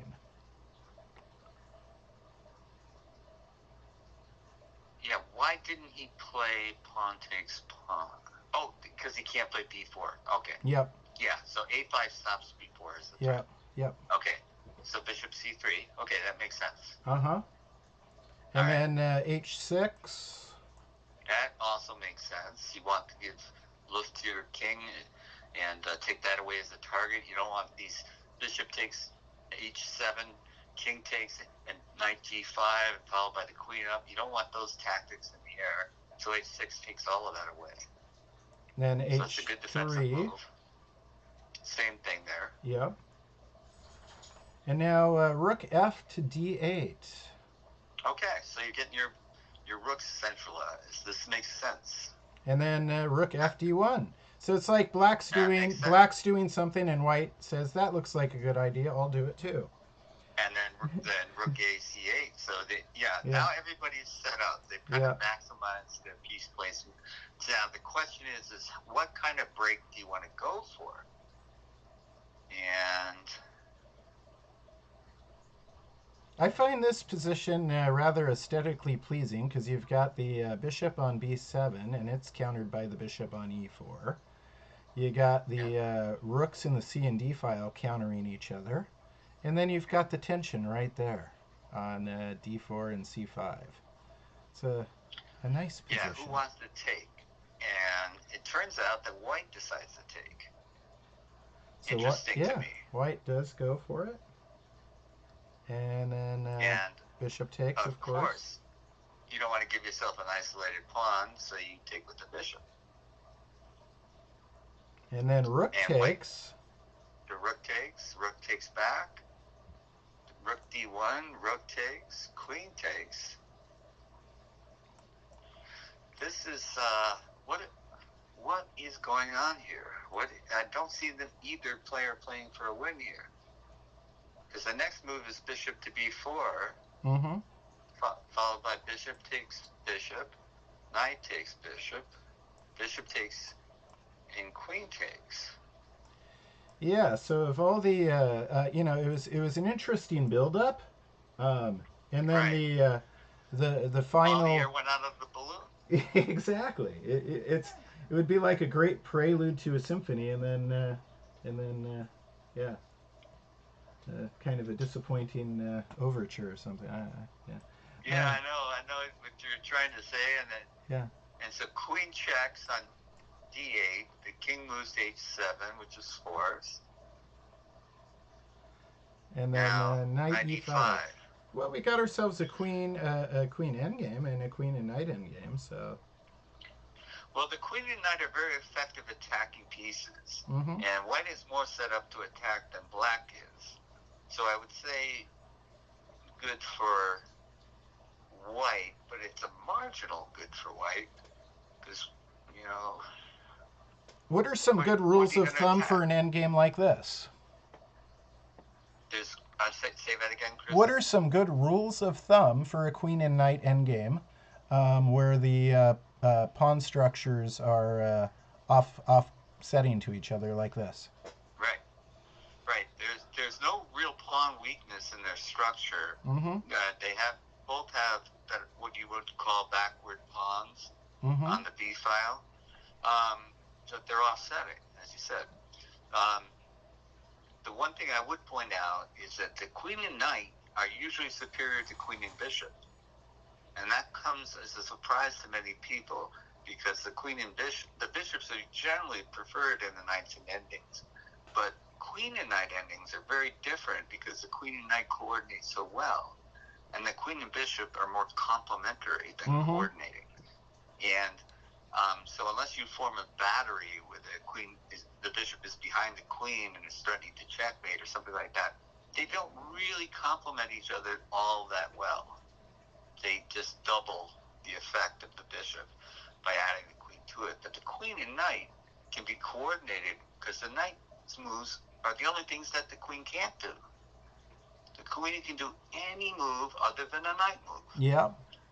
So they turn out to be wonderful attacking pieces if they work together. Now, the thing about knight e5 that I like in this position is that f7 pawn going to be weak? And I would say yes, it will be weak. But say I have to move it to f6. Is that a big deal? Am I going to go where? Because I could have to move it? I think that, how do I exploit that? I don't know how I would exploit it. What about seeking a trade of queens here? If you're black, maybe the trading queens would result in the knight ending, and then the king's position is of utmost importance. Assuming you can't force a wind of material, but assuming you can't force a wind of material, if you can activate your king while the opponent's king is inactive, that's a significant advantage because knight endings are much like pawn endings. The king can be the decisive determiner. I bring it up because I see queen d5 is an obvious possibility. It's a fork of the queen and knight, so yeah, it would be a forced trade of queens, right? Well, maybe, Close maybe not, because there's a possibility of knight to d7. Yes. And if you play knight to d7, you're threatening knight to f8. Ah. But I would assume that white is trying to win this. So a draw would not be sufficient. Now, if you play queen to d5 right now, queen takes queen is playable because you would just play knight takes f7 afterwards. However, black recaptures. Got it. So that would lose a pawn. So you can't really force the exchange of queens right now, even if you wanted to, which you might want to, but how about there's another fork too. Ending? There's like the knight c6 idea, right? So there's a couple forks exactly on you can have. Right. Yeah. That's exactly right, because that would force a queen ending, and I don't see any way to either side could win that. Okay. I think it would force the queen ending unless you could play queen d7. Oh, nice. Which might be viable. Yeah, and then you're like looking at a knight ending again. A knight ending where I think white is to be preferred. because how do you protect that B pawn? Yep.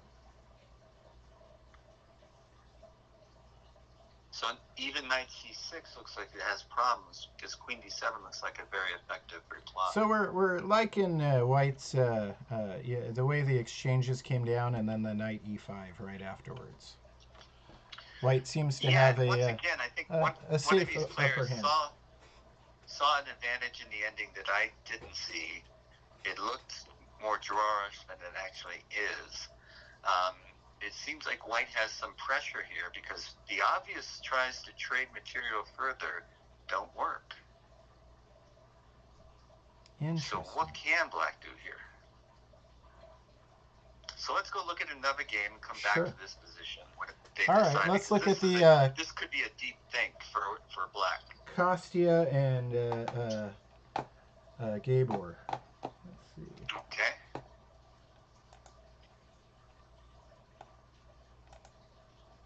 Oh. And we left off on move 14 Black in this one. So let us rewind and test. Okay, right now at move 14 I like White. Uh-huh. And how would you describe White's advantages? Why do you like White? I like White because the d5 pawn is in enemy territory. Therefore, it looks as though White has a spatial advantage, which we saw so beautifully. And with the pawn on a4, it doesn't look like Black has a traditional b5 kind of way to break the position. Maybe he does, maybe he doesn't. But it looks like the knight on c3, the pawn on a4, the pawn on c4 is preventing, and the bishop on e2 through the pawn on c4, preventing the b5 break. Yeah. So it looks like he can't do much in the center as Black, and he can't do much on the queen side as Black. And your king's on the king's side, so you're not really thinking about pawn storms. And they also think about having the pawn on a4, you might be able to transfer your rook on a1 to a3 and then over to the king side if you can get a king side attack going. So the spatial advantage allows you to get your pieces to better squares than Black can. Having said that, the Black knights are in good squares, the Black bishops are in good squares. There's no real pawn weakness. It's not easy to get at that pawn on b6. It can't move to b5, but it's not under any threat.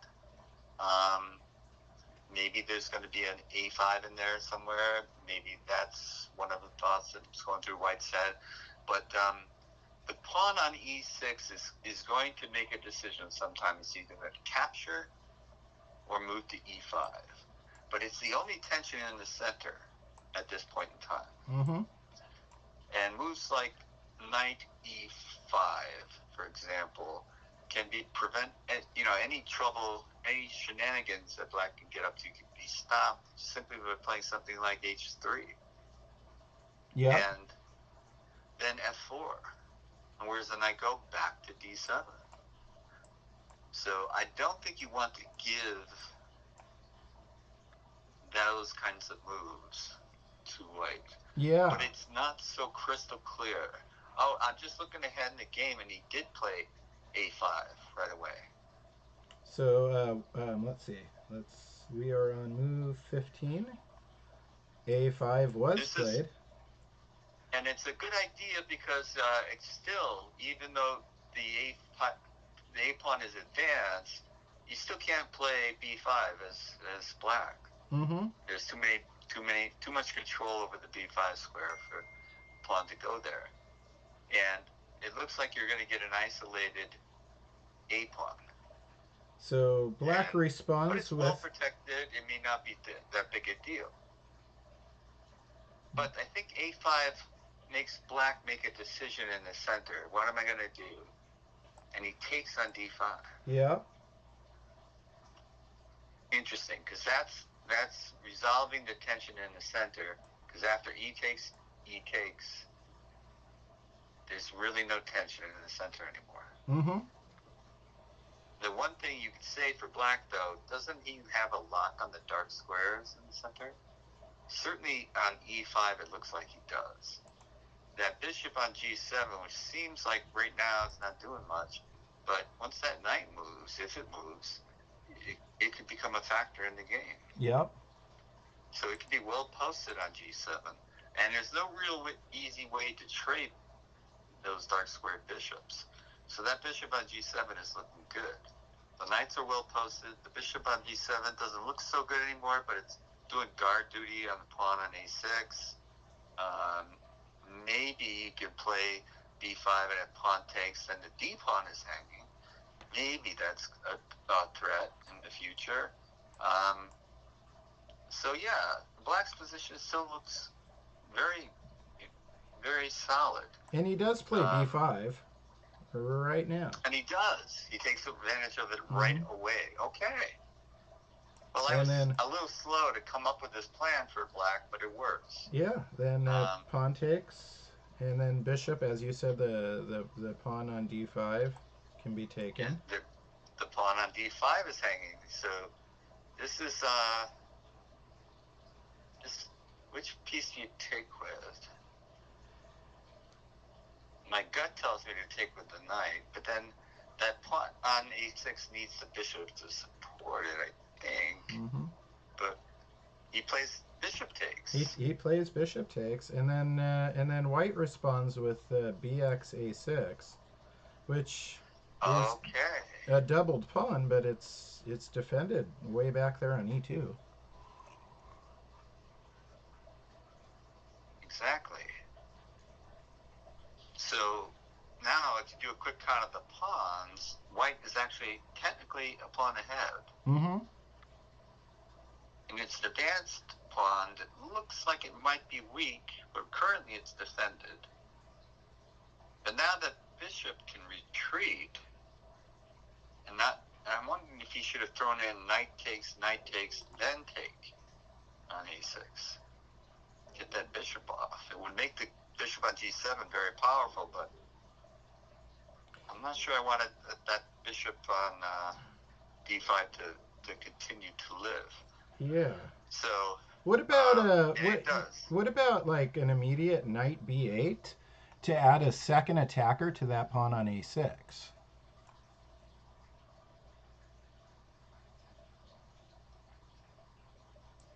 don't see what's wrong with that.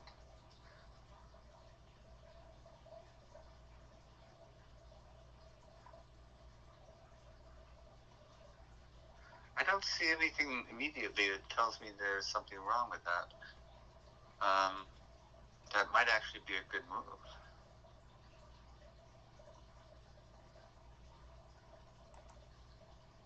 Well, Kostya is up a pawn, but that again, that pawn on A6 is pretty weak. All Black has to do is add one attacker.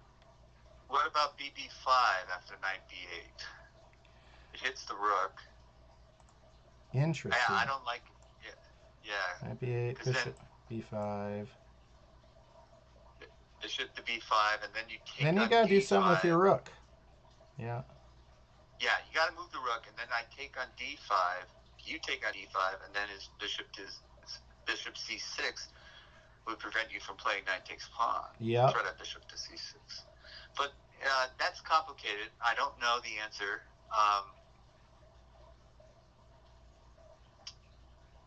But good idea. Good idea. Well, it seems like something worth targeting. It's a weakness on Gabor's side of the board. Oh, so he plays bishop to C6, which is a good move. Okay. But you can play bishop to B5 now. It's starting to hurt my head. And that's what Kostya plays, bishop B5. Okay. Because I think bishop takes bishop is answered quickly by knight takes bishop. That's what happens. With the threat of a fork on C7.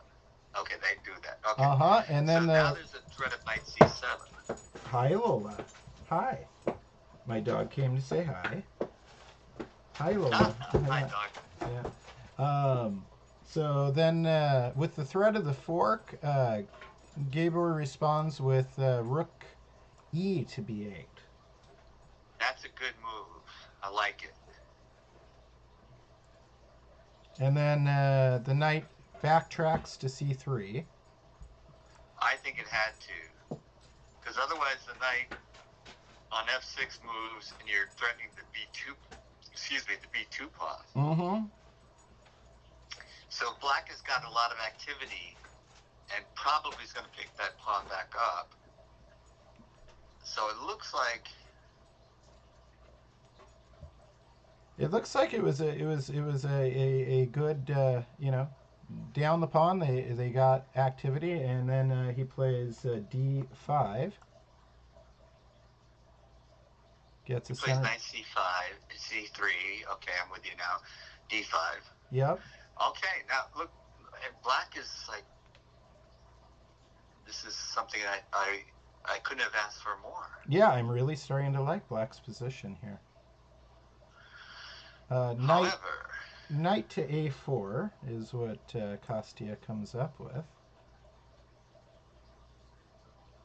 okay, Threatening because c5 a bunch of times, 3 times. But also it's defended twice. potentially knight Huh. b6 if... Okay, knight a4 looks like it gives black something to think about. Mm-hmm. But nothing's defending a6. Can he get away with rook takes a6 now? This is really interesting to me. Okay, so he does play rook takes a6. But now knight c5, how do you answer that? It's getting really complicated.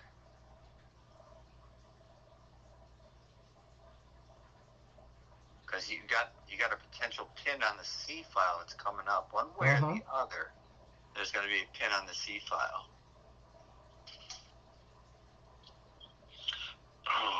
So you gave up the pawn that you were going to lose anyways to get the C pawn, which means the black D pawn on D5. Nice Alani could be weak. I'm not so sure about that immediate rook a6 by black there. I would go back and look at that again, but I want to see this sequence play out because I'm not sure I'm following exactly what black has in mind here. So 23, knight takes c5, and then knight takes c5, and then bishop takes c5, and then queen to c8. There's that pin you were talking about. Establishing the pin, which is not something you can just ignore. So he plays queen d3, stepping out of the pin and threatening a6. Oh, I missed that. Yes. So if black takes the bishop, white takes the rook. So now I'm liking white again. Did black have something up the sleeve here? He plays rook takes b2. That's what... geez, I don't think I'm following this action very well because I missed that too. That is... Well, now it's really interesting. I still think I like white. Mm-hmm. It seemed like, it seemed like maybe that rook takes a6 right away. It might not have been the right choice. Yeah, we might have to go back and look at that later. Because because the trade of the doubled pawn for the healthy pawn on c5. Yeah. Yeah, once white was able to capture the c pawn, I thought that that the advantage black was showing was the duo c5 d5 could advance and they were going to be strong, but once you take one away, then you're just left with a weakling, and it's very unfortunate. So then bishop d4, threatening the rook, and on a powerful diagonal. Then rook steps out. So you're not worried about the bishop on g7 anymore. It's totally countered. So where does the rook go? c2 is what Gabor c2? Yep. Yeah. Okay. Because you do have to worry a little bit about back rank problems. Just a little. But I would still... like your white's position. And then rook f to b1 grabs the open Well, that file. looks good. Yeah. You don't have any back rank issues right now, so you can't play something like rook takes a6 and or rook takes a5 rather, and rook takes a5, bishop rook to c1 check, because it's not made. And but those types of things are going to be in the air, and you have to keep calculating. You can't allow something like rook takes pawn to be played. So I black's have lost games because of an oversight like that. It's really humiliating. Oh, okay. So now there's an interesting little knight e4. yeah, that really, d pawn is still there. It may be isolated, but it creates a nice outpost on e4 for the knight. that's a good point. And the knight takes it. And knight goes there. Okay. And And white doesn't take. you don't. Do you have time to take it? Well, if knight takes e4, then dx e4, right? And then maybe queen e3, and then maybe bishop, because you got to keep the queen attached to your bishop on d4. Um, Yeah, but you could do that by queen takes pawn as well. Queen takes e4. Mm-hmm. But then rook e6, and I'm starting to get a brain hemorrhage again. I can't calculate it out. But I think black is saying, go ahead and take it. That's what black's saying, and if you don't, then their knight is happy where it is. Absolutely. But white doesn't, and that to me, this next move I didn't expect. I figured they were going to take for sure because that knight is so much better than the knight on d2. The knight on e4 is so much better than the knight on d2. So I expected the exchange there, and I would have expected that as well. White played knight f1. Usually, if you can trade, if equal piece for an equal piece, yeah. I don't think I like that move. So let's see. There could be something that we're missing. Right. First of all, it means black is forcing the issue here, not white, and white's responding to black's threats now. That's got to feel good. Yeah. So then black plays bishop takes d4, but you know that knight f1 does take away the potential for a check, but there were two rooks in the first rank, so I'm not sure. Yeah, there still wasn't. Well, this is when, okay, knight takes knight, pawn takes, queen takes. Can you play rook takes a5 now? Knight takes knight, pawn takes, queen takes, and then you're saying rook takes a5. I think you just solved our one of the mysteries involving knight f1, Jim. Because then you wouldn't have two rooks in the back rank anymore. Right. Yeah. You just solved the mystery. Thank you. I was very curious, because it seemed like one of the big things that knight f1 does is take away the opportunity for black to play a check with rook c1. That back rank theme was part of the combination that makes knight e4 possible. It seems to me. Mm-hmm. Otherwise, it looked like he should have taken it. But now that we look at it a little further, there's a little sting at the end of the scorpion's tail. And total reevaluation of the position. It's, chess is so wonderful that way. Just... Yes, I agree. It was such a... it took a long while to figure out what knight f1, why knight f1, why not knight takes e4. But I think we figured out what was going on. And then bishop I'm not. Yeah. takes d4 is played, and then queen Okay. takes d4, of course, Right. and then knight Now, c3. Wow. yeah. Why wouldn't you play? Let's think about this. Why wouldn't you play knight takes f2? I guess you could play queen takes d5, and you don't have a little runaway square. But all right. There's two attackers on. Oh, and it's a good point that knight c3 might be stronger because you're threatening knight e2 check, winning the queen. So what's And black's that's answer even to forking. Yeah, that's even a big fork, right? Knight c3 and then knight e2. Boom, boom, the big fork. Ouch. Yeah, That looks and like it, that it's looks like a problem. it's great because you get to c3 with the threat of the rook, and then you're threatening something after it.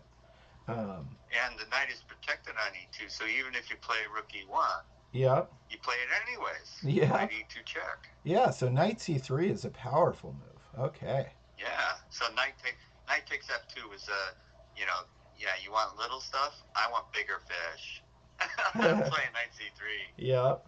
And so rook takes is forced. Knight c3, then rook e1, and then And knight knight e2 e2 check. Rook takes is forced. Otherwise, you lose your queen. Rook Yeah. takes, and then wow, that was a nice combination by black. I really liked it. So as it turns out, maybe the knight f1 didn't work. Maybe there's a couple points in this game that are going to be worthy of going back through, for sure. Because now the knight's coming out to e3. Well, I think you might have to snap that d pawn. Queen takes d5 You think that's while you can. yeah?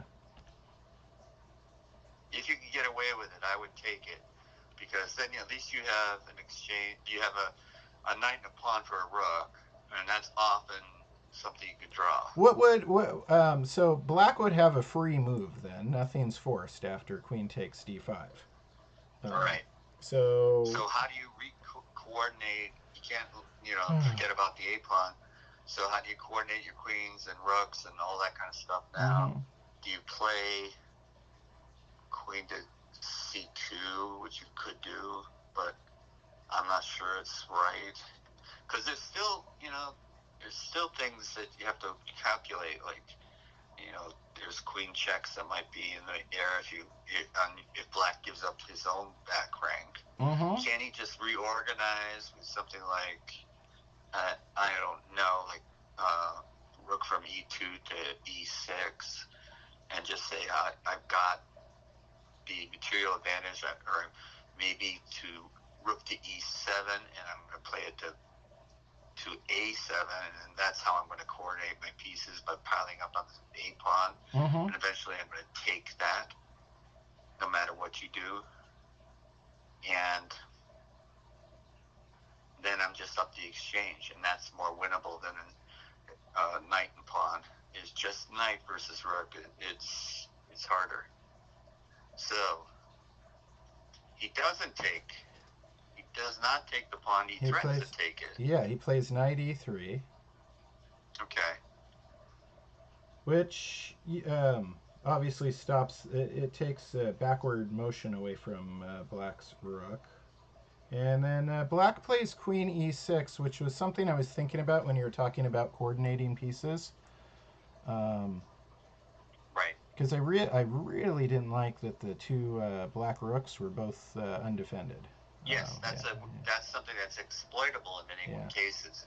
So you do want to protect them, at least one of them, and that's queen e6 is good because it centralizes the queen, so the queen can be effective. It's a defender of the d pawn.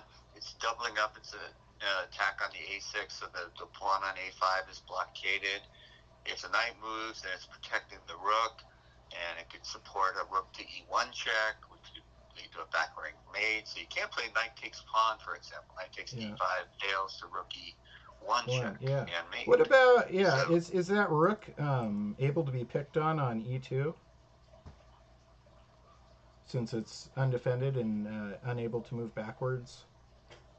right. Can white pick on that rook? Let's see. You know what? Now rook takes a5 is in the air again. That's true That's too. not true. Yeah. No, because the knight can always retreat back to yeah, so, yeah. Knights move backwards. Okay. Yep. Let's see. Maybe from there, so it could return. Yeah, well, the king could go to f1 and threaten the rook. Let's see what white play. White does play king f1. And then that was a good call. I wasn't thinking about that. Yeah. Well, the rook can't move backwards. And in fact, where should it go? Actually, That's a really good point. Where should see? When I was looking at it, I was just thinking about picking on it, but where is it gonna go really? Nowhere. That's a really good point. Because d2 guarded by the queen, c2 guarded by the knight, b2 guarded by the queen, a2 guarded by. So is queen e6 a question mark move? Could he have done something different to protect that rook? Could he have gone queen b7, for example, which also protects the d pawn? I think knight e3 was a really clever move.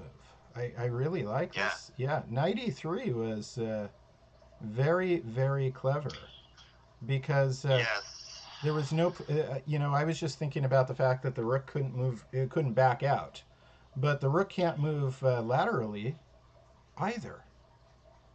Right, so I think instead of queen e6, he should have played queen b7, because that would have threatened queen b2. Yeah. And queen b2 is kind of a big threat. So queen e6, questionable move. And then king f1. At this point in time, we think so. Yeah. We would have preferred queen b7. And then what are you going to do? Are you going to just take a knight on the way out with your rook here? Yeah, you got it. Right? Okay, let's see. And that's what they do. Rook takes. And that's where we are. Okay. We've cut. So wow. Reevaluation time. That had some twists and turns. That really was interesting. Because I was missing a couple of things there, so there were ways to go wrong. And I don't think this was played the best it could have been played, but it seems like a reasonable outcome somehow. Now, do you want to trade queens? Yeah, you can take with your pawn or your queen. Which would you do, Jim, and why? I'm trying to decide. I would take with a queen because I would like to trade queens. Because the rook and pawn ending, I know you can't do anything tactically to me. And if you come over to pile up and try to win the A pawn, then my king is going to win your D pawn. And my king is going to be in better position in the king and pawn endings. So I don't think I have any losing chances. So this is looking very drawish at this point, right? I think so. Okay. But he does take this way. He takes with the pawn, which keeps some hope alive for some action. If they trade queens right away, then it looks very, very drawish.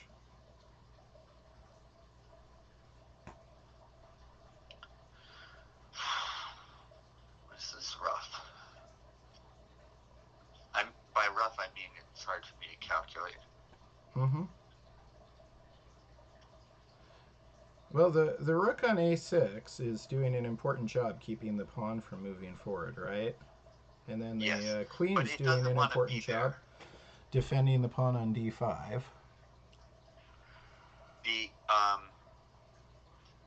The rook on a1 is more aggressive than the rook on a6. So white has a small advantage in that rook can go to 3 squares along the a file, and the black rook can only go to 2 squares along the A file, so it's slightly more active. The queens are both centralized, but the queen on D4 is a little bit stronger than the queen on D6. It's controlling that long diagonal, and the black queen has no such diagonal. Mm-hmm. So both of white's pieces are slightly better than the black pieces. Is this enough to win? Okay, queen C6 has been played.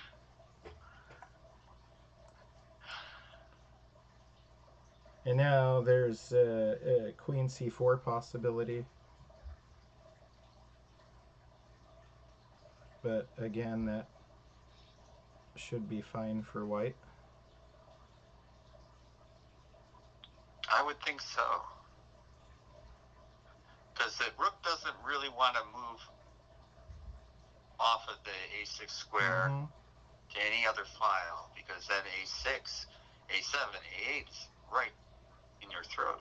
Now, so, with the queen on the powerful diagonal, white's queen's on the beautiful A1 H8 diagonal. It's seeing G7 and H8.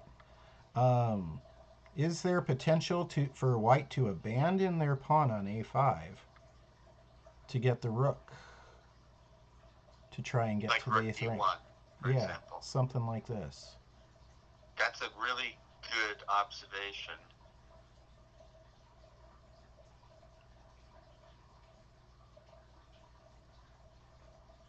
I don't know the answer.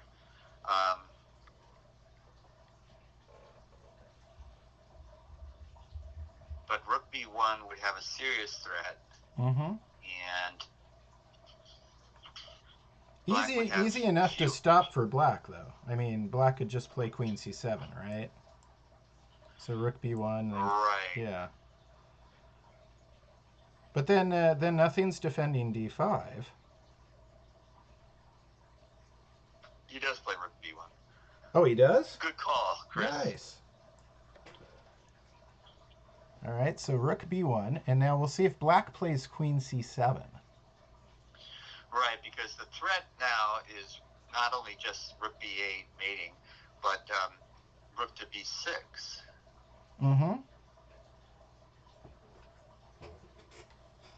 Because the closer you get to a king and pawn ending, the better chances white has of winning. So queen C7, okay. So now,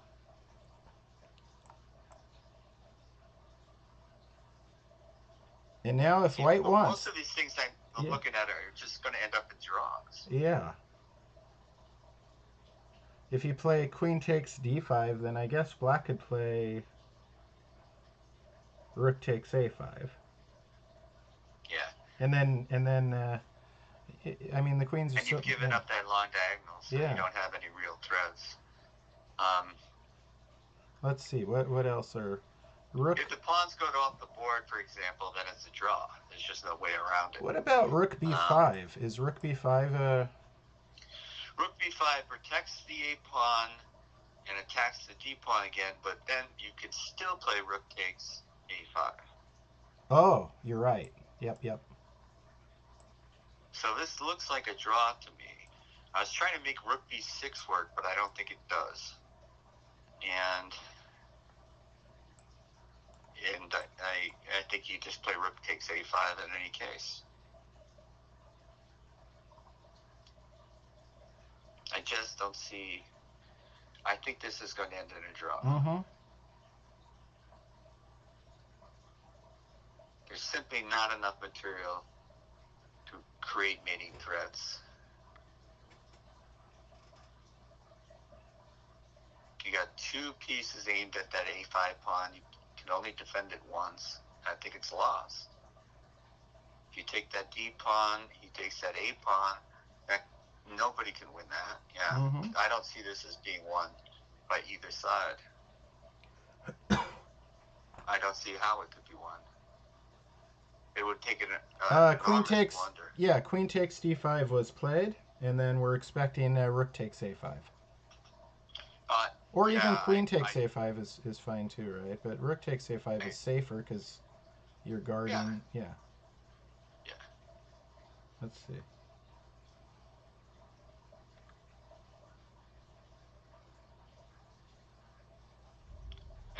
go down to a rook and pawn ending, it's a draw. If you go to a queen and pawn ending, it's a draw. Yep. If you go to a king and pawn ending, it's a draw. So I don't see how anybody gets. Well, it certainly wasn't. It certainly wasn't an easy draw. It was very dramatic with all these weird twists and turns. I really liked. My favorite point of the game was the knight to f1 instead of exchanging knights, then knight e3 trapping the rook, and then king f1. That was really pretty. Yeah, I think if we look back, we're going to say queen e6 was a mistake. Queen b7 was much stronger. Yeah. I think I think you're right on that. Let's take a look at another one while we wait for these guys to agree to a draw. Yeah, I'm going to have to scoot in just a second. But okay. Let's go to the Eric Lee game. Sure. Eric Lee versus Balaji, and I believe Balaji is looking for his final Grandmaster norm, is what Tom told us earlier today. So that's right. But this looks better for white. And Eric Lee. What am I saying? Oh wait! This is such a. I didn't count the pieces. This is. I'm not sure this is the right position at all. This is the game that was messed up with the. There were some weird moves that I think the DGT board didn't pick up properly, and I wasn't able to piece it together. Because if you look back. Because right now black is winning. Oh yeah. But it was right about. I just want to make sure that I wasn't missing something before I. Let's see, what move number? We're looking at move 12, Jim. If you go back to move 12. Okay. I think there was just Okay,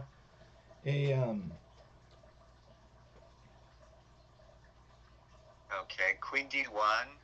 A takes b5. Rook takes a8, and then queen to c8. That cannot be right. And then rook to b8 cannot be right? I mean, correct.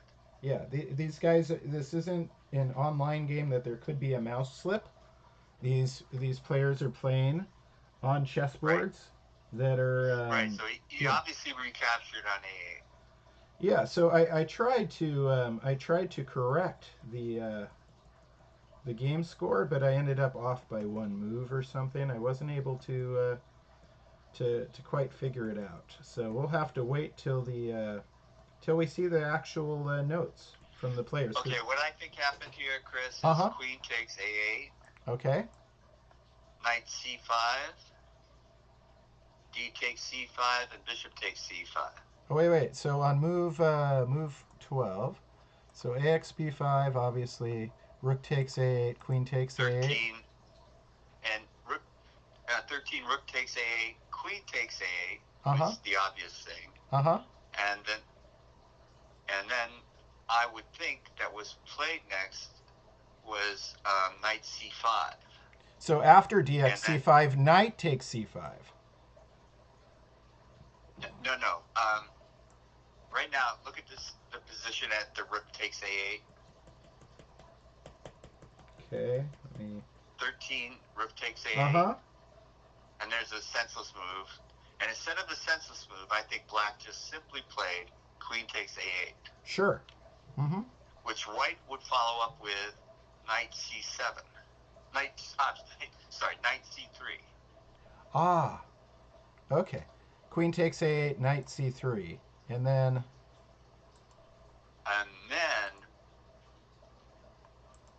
I think white may have played something to either advance the... Yeah, I think that white may have played something like queen b8 or queen b7 to protect the b plot. This makes sense because the queen did move to b8, right? At some point. According to So then you're saying... So let's say that happened. Queen b8 and then D takes c5. Dx c5. You may have just figured it out. Bishop takes c5. And the interesting thing here is it's the computer's saying queen a8 was played. Do you see any reason to play queen a8 there? I don't think. Yeah, I think No. you're right. Bishop takes c5 would have been, Yeah. and then knight D c. takes c5, bishop takes c5, and I think we're roundabout ways moves that don't make any sense. Then we play knight e1 after bishop takes c5. Uh huh. Bishop takes bishop, knight takes on g2, and then queen c6 for some reason. But the queen is And still, yeah. Unfortunately, see, the queen's still on b8. No, let's put it on b7 instead of b8. Ah, okay. Let me. Rook takes a8, queen takes a8. Forget the moves. Knight c3 is white's next Rook move. takes a8, queen takes, knight c3, and then queen b7 And, is what you're saying? yeah, because the b pawn's under attack, so it makes sense to protect it. Let's protect it on b7. Queen b7. Queen b7, and then we had Then d takes c5. c5 and bishop takes c5, and then Bishop takes c5. Knight e1. Knight e1, and then bishop takes bishop, knight takes bishop on g2. Knight takes bishop, and then queen c6 for some reason, I don't know. Queen b3, b4, knight a2, and then the rest of the game follows. b4, knight a2, and wow, Jim. You know, it reminds me of this book I used to really enjoy. It's like the Chess Mysteries of Sherlock Holmes, and it has these retrograde. Have you ever read that book? No.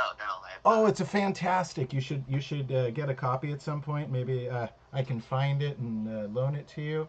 It has a whole bunch of these retrograde analysis where you use like little clues to figure out what the real game was.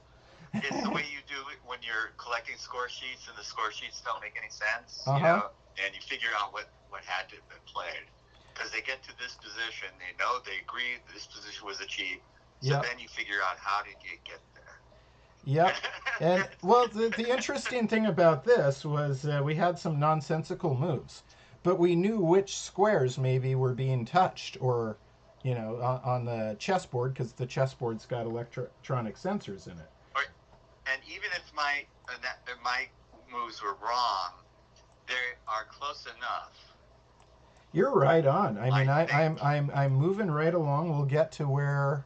So I'm following the game now. I think in real time. What move are? I think he hung a piece. Okay. He just hung a piece. Knight c3, and then queen c5. Let's see. Queen a4. I'm catching up real fast. Resign. Catching up real fast. Now that we. Oh my goodness. Thank you for straightening this out. Yeah, I was looking at that and I wanted to do it, but it's like you're live in the broadcast and other things are happening and you've got so much. Oh sure. Yeah. You don't have time to do what I did, which is take a deeper look at it. Well, you did it live right there. Solved a mystery of Sherlock Holmes, just like in the book. Okay, the terrible mistake. Okay, so we're at move 33. Knight takes c3. Oh, we got to go back to the terrible mistake. Okay. Where are you now? I'm right. I went all the way to 33, which is the last one. It's move 33, not 34. So the terrible mistake. Somehow we saved ourselves a move by erasing the nonsense, but the position matches up perfectly. So I'm convinced you. Okay, but let's go back. Let's go back. In time. So. In time. To which move? Describe the move. Just knight a5. I've got it at moves 25. I don't know if that's true. Knight a5. And I think white blundered here. Yeah, so move. I have that now on move 24, black, and then white plays knight c3. This is interesting. Yeah, so it's trying to make use of this pin, right, on the b4 pawn. And that is a blunder.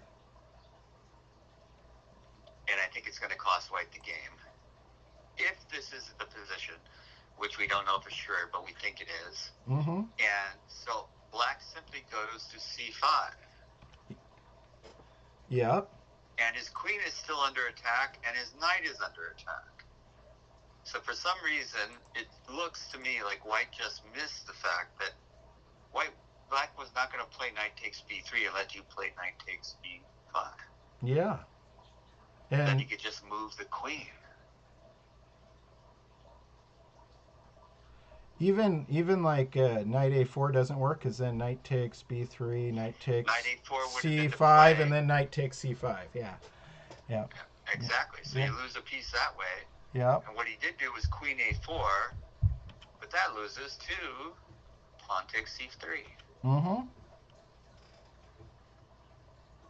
Now he plays knight to d3, queen to b6, pawn takes pawn, but I'm sorry, you're down a piece. Yeah, you're down a piece. So it comes to the So I'm sorry, Eric, almost clever knight c3.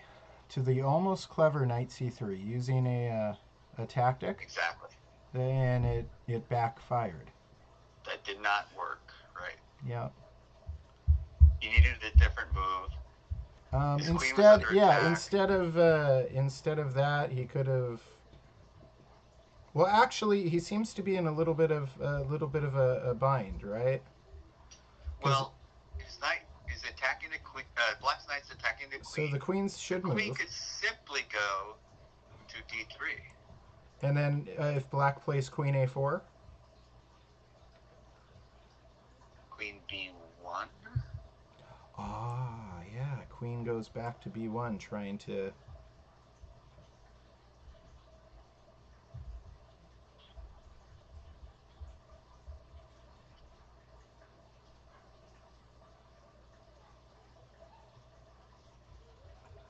Fascinating. Because you're yeah. I think you get out of this. I was a little worried about, queen b3, then queen a4, because then the knight's trapped on a2. Right. Yeah, it cannot move. But then the queen could go back to b1, defending the knight. And then if black were to play rook a8. Okay, now you've got a time to do something. You got time to do something, yeah. Like bishop to d2, bishop to e3. Something. Now you have a knight to c1 is available. So yeah, and then... I don't think you lose a knight. Okay, I see. And but I think the game position is hopeless for white. Unfortunately, yeah. Unfortunately, but them's the breaks. Yep. And let's see. I think you got us caught up on all the chessboards, Jim. Did you say you were needing to go soon? Yes. Okay. Yeah, I overstayed my welcome. But this has been a really fascinating day, chess for me, and I really want to say how much I appreciate it. It's been fun. It really has been, especially knowing these, so many of these players in person. And I'm going to be driving out to do some private lessons in the Bay Area before coming back to my 4 p.m. broadcast round. So hopefully, you get another big day. We'll see if the timing works out, because I would love, if I'm driving through when they're not playing, to get a chance to meet the ones I haven't met yet. That would be just for a moment. It would make my day. Yeah, tomorrow's going to be another big day, and you got students and then broadcasting. Yeah, I do my in-person stuff on Sundays. I'm starting to slowly do a little bit more in person, and then see how my health feels after the commuting. Because after take care of yourself. Yeah, and I am looking forward. Yeah, I'm looking forward to watching your broadcast on Monday night, Jim. On the Eid Foundation, I'm looking forward to watching all these. It's going to be such an exciting round. The way these players are playing, somebody's going to be very close to If earning. somebody is really close, it will be intensely exciting to watch. Yeah, and Yeah. I'm looking forward to maybe another. Uh, who knows how many subscribers you're gonna get Monday night? But I mean, you would be foolish not to subscribe to the Eid Foundation's YouTube channel, and you might as well do it in advance. If you watch this, And check out eatfoundation.org mm-hmm, because that's an award-winning website. And my web developer is named Philip Wharton, and mm-hmm. he's a member of the Mechanics Institute, a chess teacher of his own. Wow, so But you got a chess he's guy really good. who's a web guy as well. Yeah, That's he's kind of really a neat. great Yeah, develop yeah. illustrator. So all of Let me. I'm gonna the go take a look at it real fast again because yeah, I can do that. Let's see. yeah, And there it because is. There's he this. really Yeah. gets all the credit for the quality of the website. So yeah, I So mean, his name's Philip this is Wharton. such a and you just did episode 56 with Cyrus, and Cyrus is a That was fun guy. Yeah, my favorite interview of yeah, all time. yeah. I And I've done watched that. Bruce It was Pandolfini fun. and other people. You two have Lots of people fun. who Yeah, I could tell you guys were having fun, and we had a blast. Yeah. yeah, Cyrus is an interesting guy. I follow him on Facebook as well, and he posts a Uh-huh. lot of great positions. I see him He posting. does. I don't know how he does it. I Yeah. It's just so much fun, and And Kirsten Hansen too. He finds yeah, wonderful positions. These guys. I just envy their ability to just have the energy to keep finding cool stuff. yeah. I've had the same thing said about me, from like parents and yeah, whatnot, because I put a whole bunch of cool stuff in all these private students' files, right? And yeah, that's how I organize, right? And I let them know my secret. It's like I follow a lot of really cool people, and so when Cyrus shares something or you share something or yeah, I see things and then it just screams, oh, so and so would like this. You just take a screenshot, put it in their folder, and yeah. yeah.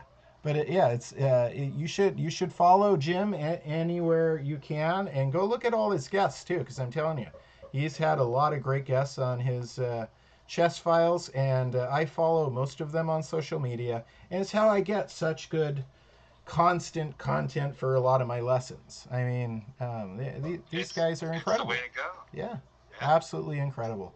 And what a great website. Just look at this website, ladies and gentlemen. It is professionally put together by a chess player By a as chess your player. webmaster. So that's just wonderful. And there's the how you can support. All right. So Jim, Yes, thank you for donations are joining us. down. So yeah, help us out if you can. Help us help them is what I tell you because this project like creating an academy in Uganda is near and dear to my heart. But we are running short on funds to Yeah. complete it. So I know that everybody's asking for a handout these days. I hate to be another one, but we really do need your help. So thanks again, Chris, for all the help and the support that you've been giving me over the years, and over the last few months. Anyways, we've gotten to do a lot of things together, Yeah. so it's been fun. We'll keep doing things together, and I will be watching you Monday night, my friend. Have fun at. Okay. Are you going to the Stanford game in person? No, it's up in Spokane, but Oh, we got friends, and so yeah, it's going to be an event, even though it's only going to be following it on TV. yeah, There will be a lot of screaming and yelling. yeah. Fun stuff. Yeah. College basketball, college football, all these college sports, they have a real a little bit more excitement to them because all of the players are actually attending that university, right? They're all local people. They're students, Yeah, right? exactly. So it's very exciting. I've been there. It's a lot of fun. All right, Wonderful. Jim. You have a great night. I will see you online Monday. I look forward to watching your Okay. broadcast. All right. Have a good one, You Chris. too. Talk to you later. Bye bye.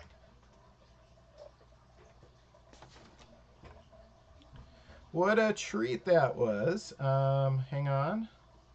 Let me make sure my screens are going well. Nope, I'm still on Jim's website. I better get back to the tournament slideshow. Um, so Jim helped us figure out what really happened in that Eric Lee game. And somehow I got to the Josiah Stearman. How did I get back there? Let me let's check in. In fact, I'm gonna run some commercials. Take a quick break. I will be right back with the final action. The final action from San Jose, California. Round 3 of the Mission 360 Bay Area Chess Grandmaster Norm Tournament. Number 1. There's going to be more than one of these. We'll talk about that a little bit later.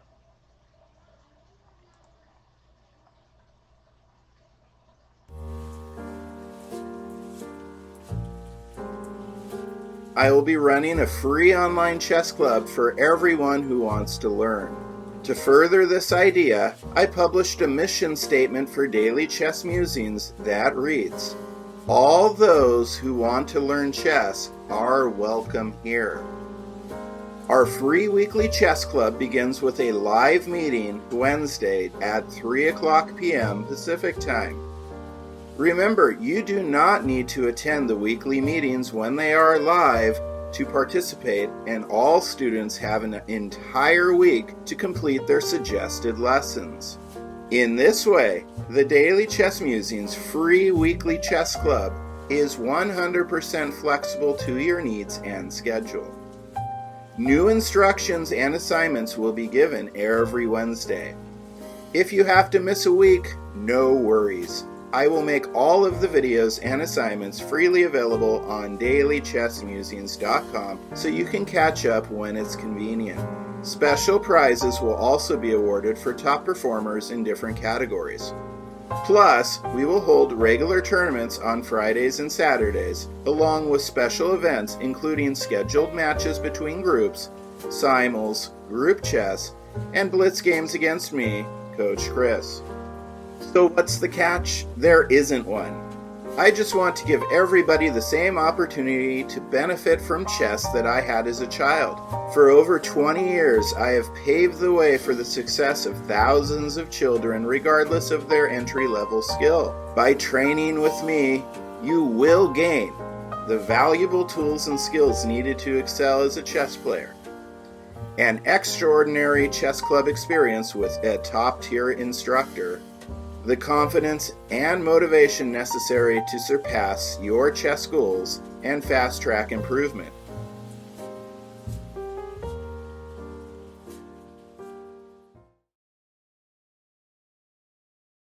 Hey everybody, Shelby from American Chess Equipment. That's www.amchesseq.com. We're the official chess supplier of Daily Chess Musings. Now, if you're a tournament chess player or just need some for the home, check out our new clocks here. This is our Bobby Fischer chess clock made by DGT. It's the DGT North American, just with different colors and way better instructions. Now, if you really want a high-end chess clock, your kid wants a Chronos, but they're hard to find, or Chronoses are impossible to use. What you really want is you want the VTech. The VTech is something designed by me, Shelby Lorman, for the tournament chess player.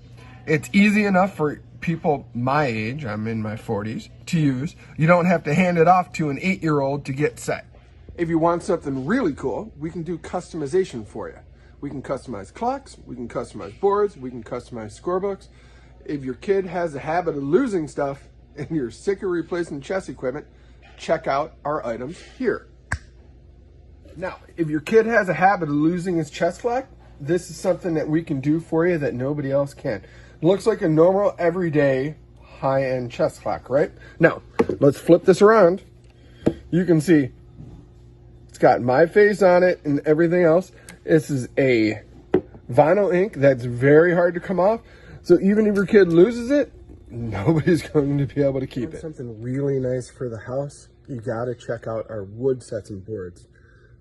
Right here. Now, if you want something nice for the house, I'd recommend something like this. This is our 20-inch pedestal board with our Zagreb set. Let me get this set up for you. Are we the end-all be-all for chess equipment? Maybe not. But we support Scholastic Chess, especially here in Southern California. And if there's anything you need, even if I don't sell it, I can help you find wherever you need to go. So, remember, American Chess Equipment, www.amchesseq.com for all your chess needs. Hi, I am James Eade of the Eade Foundation. Who am I and what is the Eade Foundation? That's the subject of this video today. I am a chess player from way back when I was in high school. I would win adult tournaments as well as high school scholastic type of tournaments. I got very good. I could even challenge grandmasters and I could fight them. But I wasn't really as good as most of them. So I started to do other things. I would write chess books, for example. I wrote countless articles, 5 total chess books. And I did a lot of other things like organizing international master tournaments, grandmaster tournaments, various tournaments of various types, FIDE Futurities, that sort of thing. And I did a lot of chess. And in 2018, the United States Chess Federation gave me the Outstanding Career Achievement Award. So that's a little bit about me. But what about the Eade Foundation? What's the Eade Foundation? The Eade Foundation was started to help build communities through chess. Chess is what I did. Chess is what I knew. This is the way I could help other people.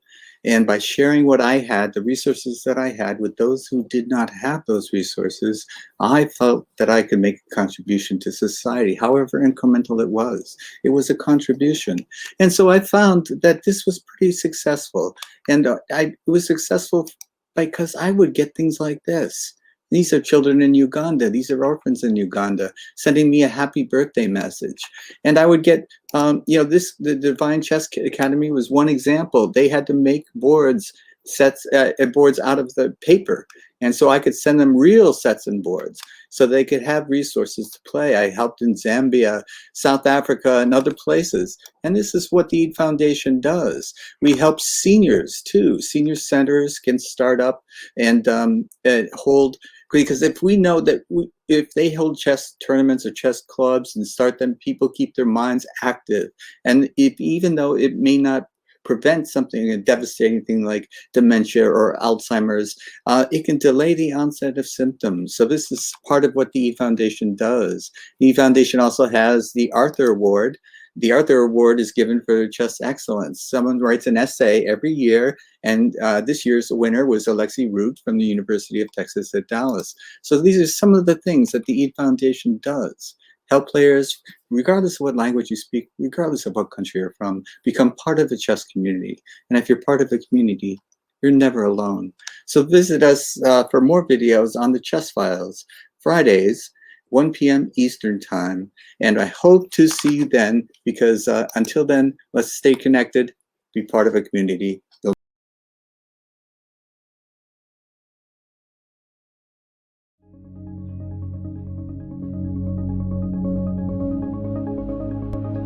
Can you move your leg? Ding, ding, dong. Good job! High five! The game of chess is a beautiful game because you get to be the king. You get to command an entire army of chess figures. You are in charge. In life, you may not get to make all the decisions yet. In chess, you get to make all the decisions.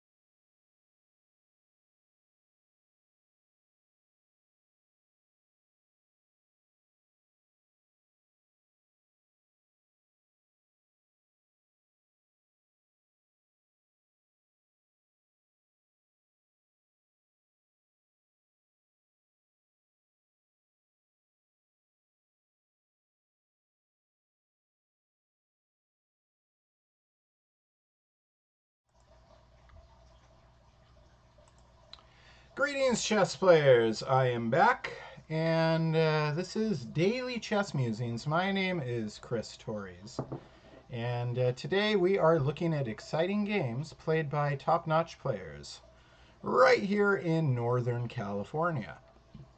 I am broadcasting live from California, showing you games played by friends who are super talented, plus a bunch of players I haven't yet met who are foreign players, because this is a Grandmaster Norm tournament. It's an IM and Grandmaster Norm tournament put on by Mission 360, which is a wonderful, wonderful nonprofit started by Kevin Pan and Eric Lee. Kevin Pan's going to be joining me on the broadcast tomorrow.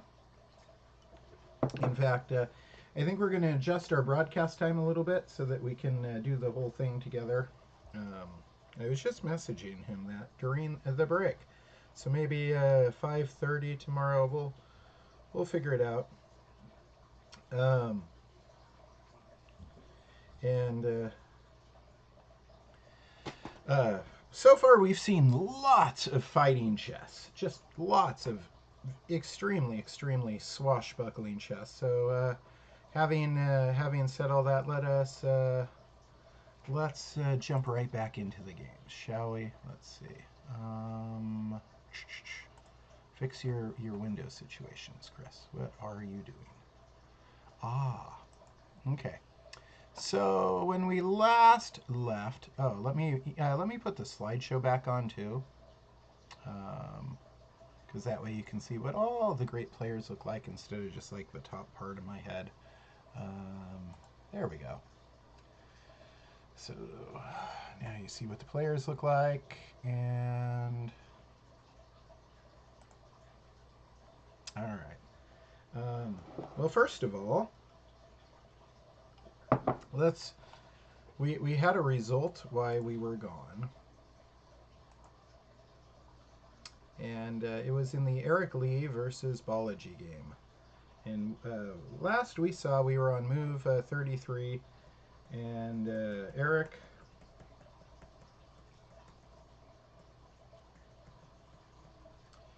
Jim was kind enough to come on and help us figure out what happened really in the game, using his deductive reasoning and clues from the DGT board that the players are playing on that misfired. But he was able to help us figure out what indeed happened.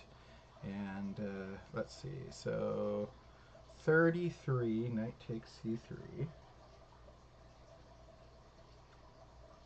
Oh wait, that's really in here, 34. Okay, so knight takes c3, bishop takes c3 was played, and then rook takes, and then rook says check, block, knight to e5,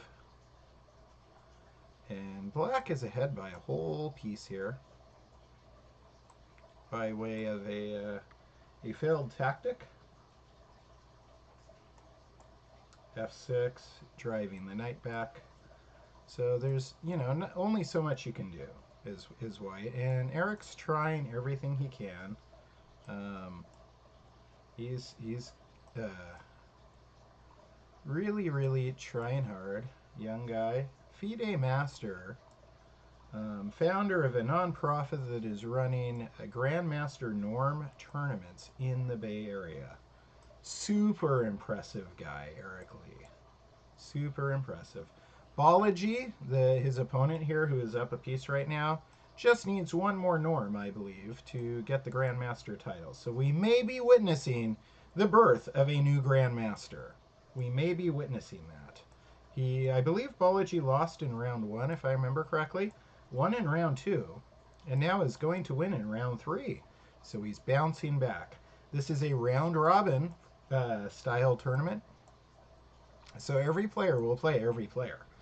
And what I will try and do, tomorrow I have a busy day. I'm driving out close to where Jim is, but I won't be seeing Jim. I'm going to be going and doing some private lessons in the morning and afternoon. And then Um, I will be rushing back. There shouldn't be a real commute because it is a Sunday, and not only is it Sunday, but it is also not football season. So I will be driving nearby Levi Stadium on my way back. But there shouldn't be an event or a football game that should really bamboozle me.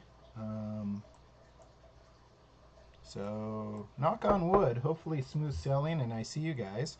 And now what I was discussing is doing the round live plus kind of a recap, starting a little late with Kevin Pan, who is also a FIDE master and one of the founders of Mission 360. Obviously, one of these times I would love to speak to Eric Lee, but he's always playing, right? So can't have him on the show while he's playing. But since Kevin Pan sat this tournament out, we can have Kevin on. And we did that before with their FIDE hybrid tournament. This is a in-person event though, so this is like upping the level. Quite an expensive endeavor. Bringing people from other countries to Northern California, right? That's expensive. It's an expensive thing. In fact, you know what I'm gonna do? So that's Balaji ends up winning. So I believe he has 1 loss and 2 wins, and he's trying to earn himself a Grandmaster norm to get the final norm to become a Grandmaster. And you will see that live, the conclusion of his quest live, presented by Jim Ead Monday night on the Ead Foundation's YouTube channel. However, what I'd like to do right now is show you the Mission 360 page. So let me see if I can do that real fast. Web browser, there's Jim's page. But we're going to go back to Google because this is... Actually, I should do it a smarter way. Come on, Chris. We'll go to my fabulous page. Daily Chess Musings. There it is. And let's go to my blog, the Daily Chess Musings blog. Let me make sure it's showing. Yeah, it is. Okay. And there's my blog. And keep calm. Enter the free raffle. Check it out, guys. You can enter a free raffle with just a couple clicks if you're watching anyways. Here's the must-see action live from California. This is the tournament you're watching live. And here's the broadcast schedule. So you see links to David Perusa's Twitch. He's doing some of the rounds. I'm doing some of the rounds. Jim's doing some of the rounds. And anytime Jim's available to help me with anything I'm doing, he's always more than welcome. So we've been lucky to have Jim on this broadcast as well. And what was I? Oh yeah, I was going to take you to the Mission 360 page. Let's take a look. So this is Mission 360. It is a new nonprofit organization. Here's some photos from the tournament. Check it out. These are photos from the tournament that's happening right now. So exciting. Amazing. Amazing and exciting. And about us, there they are. Kevin Pan and Eric Lee. So Eric Lee, we just watched play. Unfortunately, he didn't win, but he's winning because he's playing. He's playing in, he's a young man in high school, and he's playing in, he's already got his FIDE Master title, and that's just the start for him. And he's winning because his organization did something incredible. And there's Kevin Pan. Kevin Pan is going to be on the show tomorrow with me at 5:30. Mark your calendars, set your alarms. You don't want to miss it. All right. And let's see. Now that I've shown you that, let me show you how to enter the free raffle real fast. So, again, keep calm, enter the free raffle. So you go like here, you click the link. You just scroll down. Look, there's my pop-up events. Get it? Popcorn, pop-up events. You scroll down and check it out. There's only 8 entries with 4 days left. And we're giving away gift cards to American Chess Equipment. So you can get all sorts of great. You've seen some of their ads play today. You can get all sorts of good products from American Chess Equipment. And if you're watching, just subscribe, follow us on Twitch, and then click here. Use your email. Log in to enter this giveaway. Boom, boom, boom. Takes moments and you're in. All right. So I've shown you all of that fun stuff. Back to the tournament, if I can manage it. Where did my OBS go? Ah, there it is. So let's get back to tournament and slideshow. And here we go. All right, so we saw the end of Eric Lee and Balaji's game. Let us go catch up with our other games. Here's Gabor, Nagy, and Kostya. And this game was looking very drawish last week. Last we peeked in, it was looking very, very drawish indeed.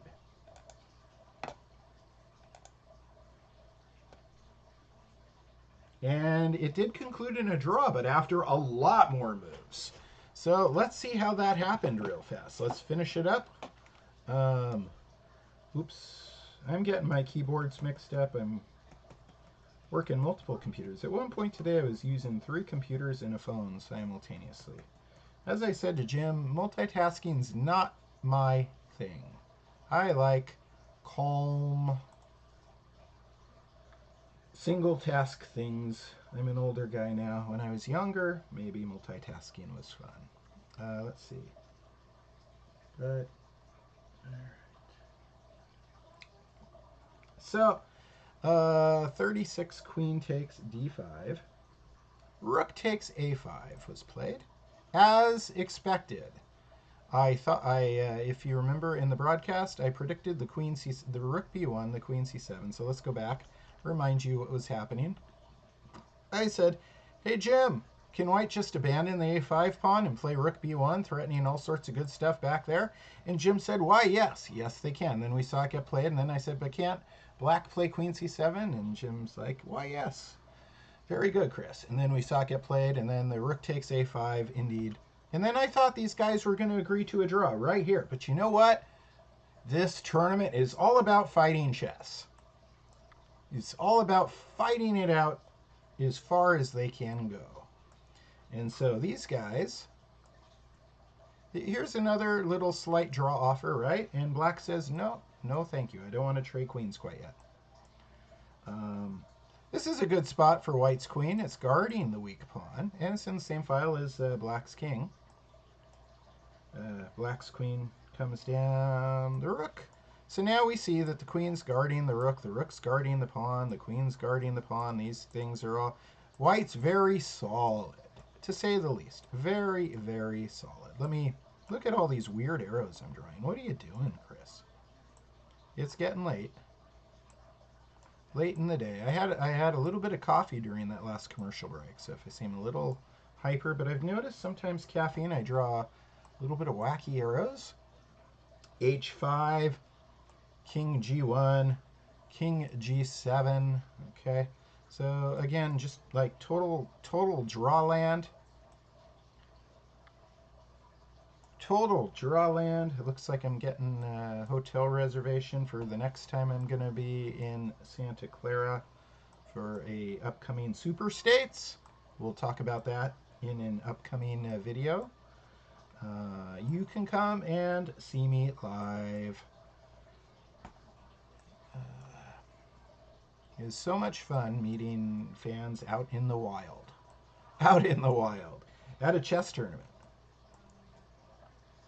We've been cooped up for so long, and many of us are highly vaccinated now, and I am super conscientious. It still is a bit nerve-wracking for me, to be perfectly honest. I'm afraid of getting it again, but it's good. I felt really good getting out of the house and going to Santa Clara. It was my first big adventure. Not that Santa Clara is that far away. I mean, I could get there. And yeah, so how does this again, not playing into the draw. I mean, this is total draw land, but these guys are fighting it out as if it's like a speed chess game and somebody might make a mouse slip. It's not going to happen. This is, but chess can be like that. In golf, I can't tell you how frustrating it is. I don't know if you ever. I don't watch golf tournaments because it's like the famous golfer will get within a few feet of the hole, and he'll just pick the ball up and pretend like he sunk a putt and just mark it down that way. It's like, no, you should have to. You should have to. These guys played it out. They went to move 60. Wow. No requirement for them to do so, but they went to move 60. This is a totally drawn rook and pawn endgame. The pawns are all on the same side of the board. The kings are on the same side of the board, and both rooks. They counteract each other. There's just, in scholastic chess, yeah, crazy things happen. In this level of chess, no, this is draw 100%. So nice comeback, Kostya, after and wonderful game, Gabor. I hope to meet you. I'm going to be driving through the Bay Area. I will probably swing. Excuse me. Swing by the tournament site. See if I can't meet a few people in between rounds. That would be the thrill of a lifetime. I think I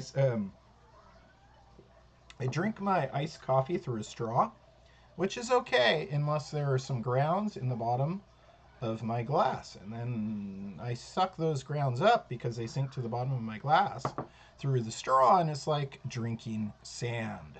It's like having sand splashed on your throat. Let's get some more mints, and we'll look at another game. All right, so Eric Lee's game is done. Bala G1. Gabor and Kostya's game is done. It is a draw. Let's look at Robert Shlyatenko and Raja Panjwani. Shlyatenko. If I see Robert tomorrow, I'm going to have him pronounce his name for me, and I will record it, and then I can listen to it a few times and get it myself. All right. Let us catch up.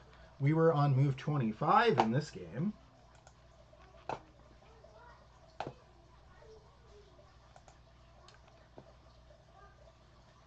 And let's see. Looks like we got about 15 more moves to get through.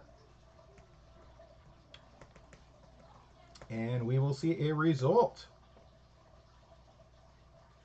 All right. So we saw knight e5, and we really like this move. After the exchange, knight e5, and then queen d5. Something I threw out. There was opportunity. Oh, and knight d7 was something Jim suggested. Wow. So we were talking about this, and it happened. Wonderful. There's the queen d1 check. King goes out there. No more checks on that king, because white's queen's guarding the diagonal nicely. So Rajwa attacks the. Why is that doing it? Attacks the queen. Says, move away. Queen moves just one square, but one square is enough to allow a check, right? So this was kind of nice. Let's take a look. So this is keeping this okay, right? If you got one thing standing between you and doing something fantastic on the chessboard, try and solve that one problem. And that is exactly what happens here. Raja. No, it's Robert. I'm getting the names mixed up. Robert tells Raja's queen to move. He complies, and then check. Block. And then knight c5.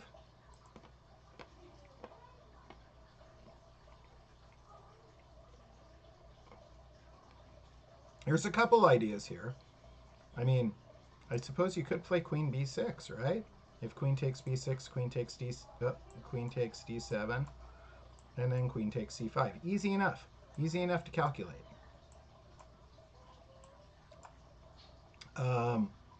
Otherwise, there's also you could do knight takes c5, right? Directly. So there's two different possibilities here. I wonder what happens. Let's see. Knight takes is played. Queen takes. Queen takes. Queen takes. Pawns are falling like dominoes. Queens are good at picking on pawns.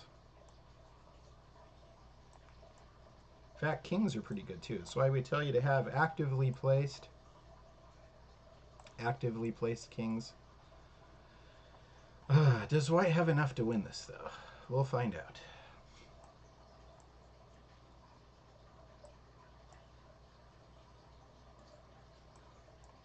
And now it's just a king and pawn endgame. And black plays b5.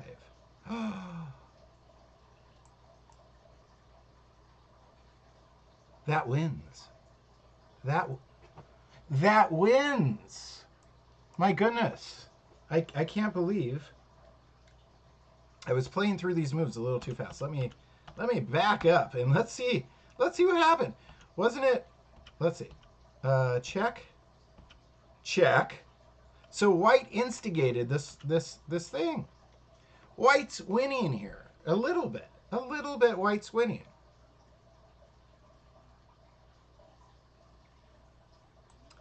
Queen d8 check, right? Or, yeah. Is better than queen c3 check. He thought trading queens would be safe. But it's not. Because queen takes, pawn takes, and what Raja failed to see was Robert's b5. This is the move of the day, ladies and gentlemen. The move of the day. If the pawn takes, what's to stop this pawn? Right? This is a rare, but we are all human. These things happen. My goodness, I am in shock. I gotta switch back to, let's see. I am shocked by this turn of events here. So, all right, pawn takes, king. What? The king cannot go there. That's an illegal move. I'm guessing that the pawn actually... Oh, no. I see. The king resigned and the chessboard marked it there. Yeah. But this is shocking. Everything goes haywire right here.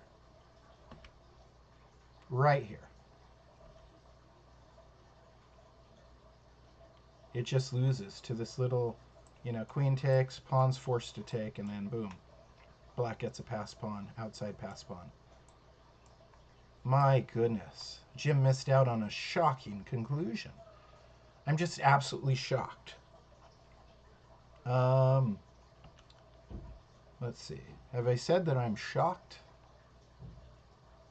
So, I mean, I was thinking maybe queen d8, but I mean, there's a lot of other moves. Basically, almost anything will work, with the exception of this queen c3 idea, right?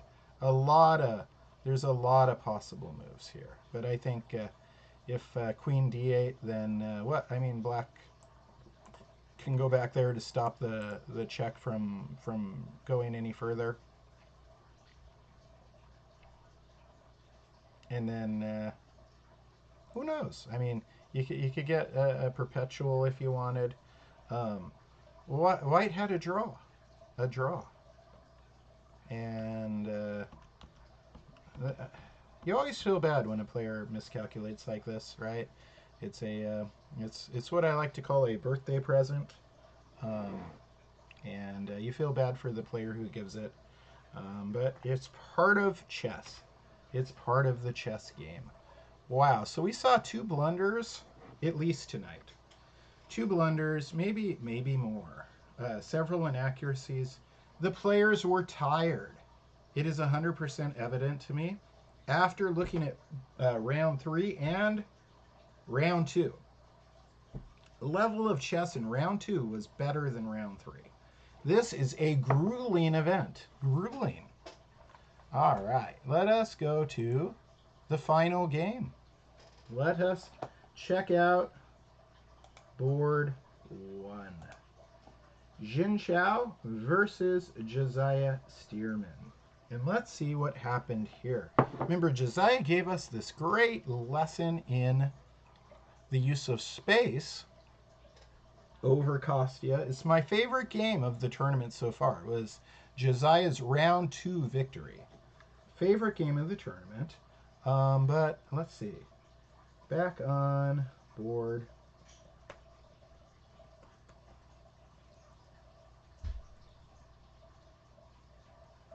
Oops. Back on move, not board. That's part of your problem, Chris. All right. Move 43, bishop c6. And then bishop e6. And then we were trying to figure out. We were trying to figure out if black could hold on, or if this pawn would become a danger at some point. But it just certainly looked like white got a winning position pretty quickly in this game. If you go back, you can watch. Oops. You know what? We like to alternate in chess, don't we? After black moves, white moves. Then black moves again.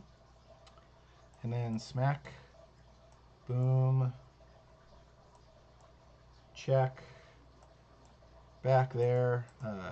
Josiah is still guarding the a4 pawn, but it's these pawns too that are trouble, right?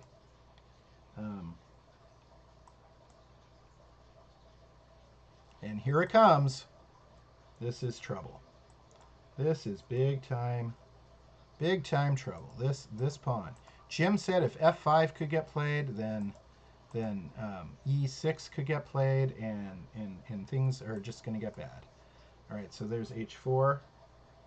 The knight comes back, actually. Not e6 right away. The knight comes back. This is very nice. Jim predicted that a bishop would probably get to e4. That didn't happen. But he predicted that the knight would take care of this pawn, and the king could take care of this pawn, and then a bishop could help that. So it's very close to what he predicted. Very close to how Jim saw this playing out. Black's got 2 runaway passed pawns, but if you start counting whose pawn gets where first,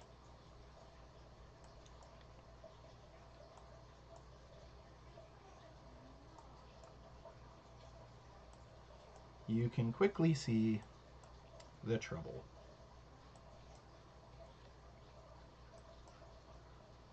And indeed, Josiah resigns here. Let's see. When was the?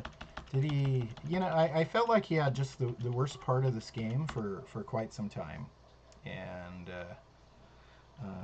let me see. I think there's one point I wanted to comment on. Right about. Was there? No, it was pretty much inevitable at this point too, as Jim and I postulated. But you know, it's a pretty fantastic finish. Kind of exciting, right? Here, take my knight if you want to. Go right ahead. Take the knight, he says, because then this pawn, right? This pawn's gonna go. So that was kind of neat. And then, yeah, that moves. But look, the king is able to get there. Boom, there goes that. The pawn's going to get really close. Look, it's one square away. But there's nothing to guard it. Nothing to guard it getting in. And then, of course, Josiah resigned. So Josiah had a fabulous round two. My favorite game of the tournament. But again, maybe he was a little gassed after playing that. It's hard to play chess for like 10 hours, right? I mean, that is a hard thing to do. So, ladies and gentlemen, what can I show you for tomorrow? Tomorrow, I will be on at 5:30 on this Twitch channel. But before I get there, let me show you the whole broadcast schedule. So let's go to web browser window.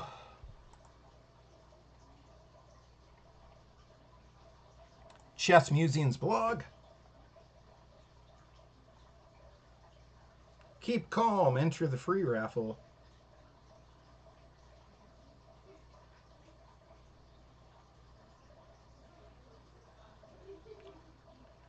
All right, let's see. So we just did what you witnessed today was round two. We did round two, and then we did round three, right? We did two today. Tomorrow is Sunday. David Pruis will be doing Sunday morning's broadcast. Go check it out. Sunday morning, David Pruis. 10 a.m. tomorrow morning. Don't miss David Pruis. Look. I can click. Maybe I'll break Twitch because I'm on Twitch and I'm showing Twitch. David Pruis is offline, but we know he is back tomorrow to do that. He's going to be doing that broadcast. And then I am listed at 4, but I'm going to amend that. I'm going to start at 5:30 because I want to try and sneak in and meet a few players. So I'm going to show up a little later, but my hope is to, and especially, Leonid Udison, a living legend. I would love to meet him just for a moment tomorrow. And then, let's see, round 5, so is 5:30. Round 5, 5:30. And then round 6,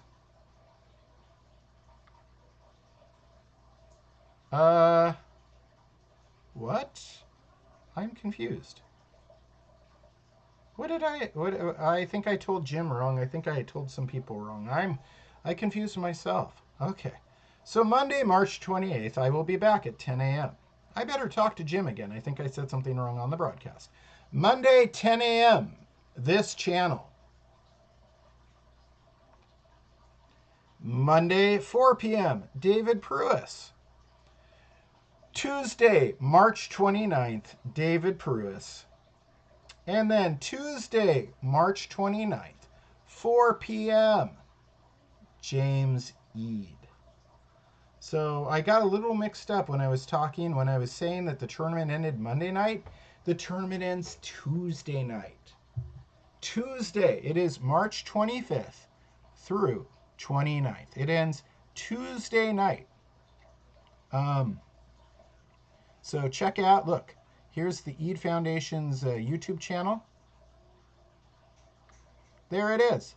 Tuesday night, James Eade. All right? Okay. And remember, like and subscribe, please. Follow me, like, subscribe, dailychessmusings.com, Daily Chess Musings Club on chess.com, Daily Chess Musings on YouTube, Daily Chess Musings on Twitch. We're probably other places as well. Check out the cool logo. When you see this logo, you know, hey, that's Chris's channel. All right. Ladies and gentlemen, thank you so much for joining us today. I will see you again tomorrow at 5:30. So long, everybody.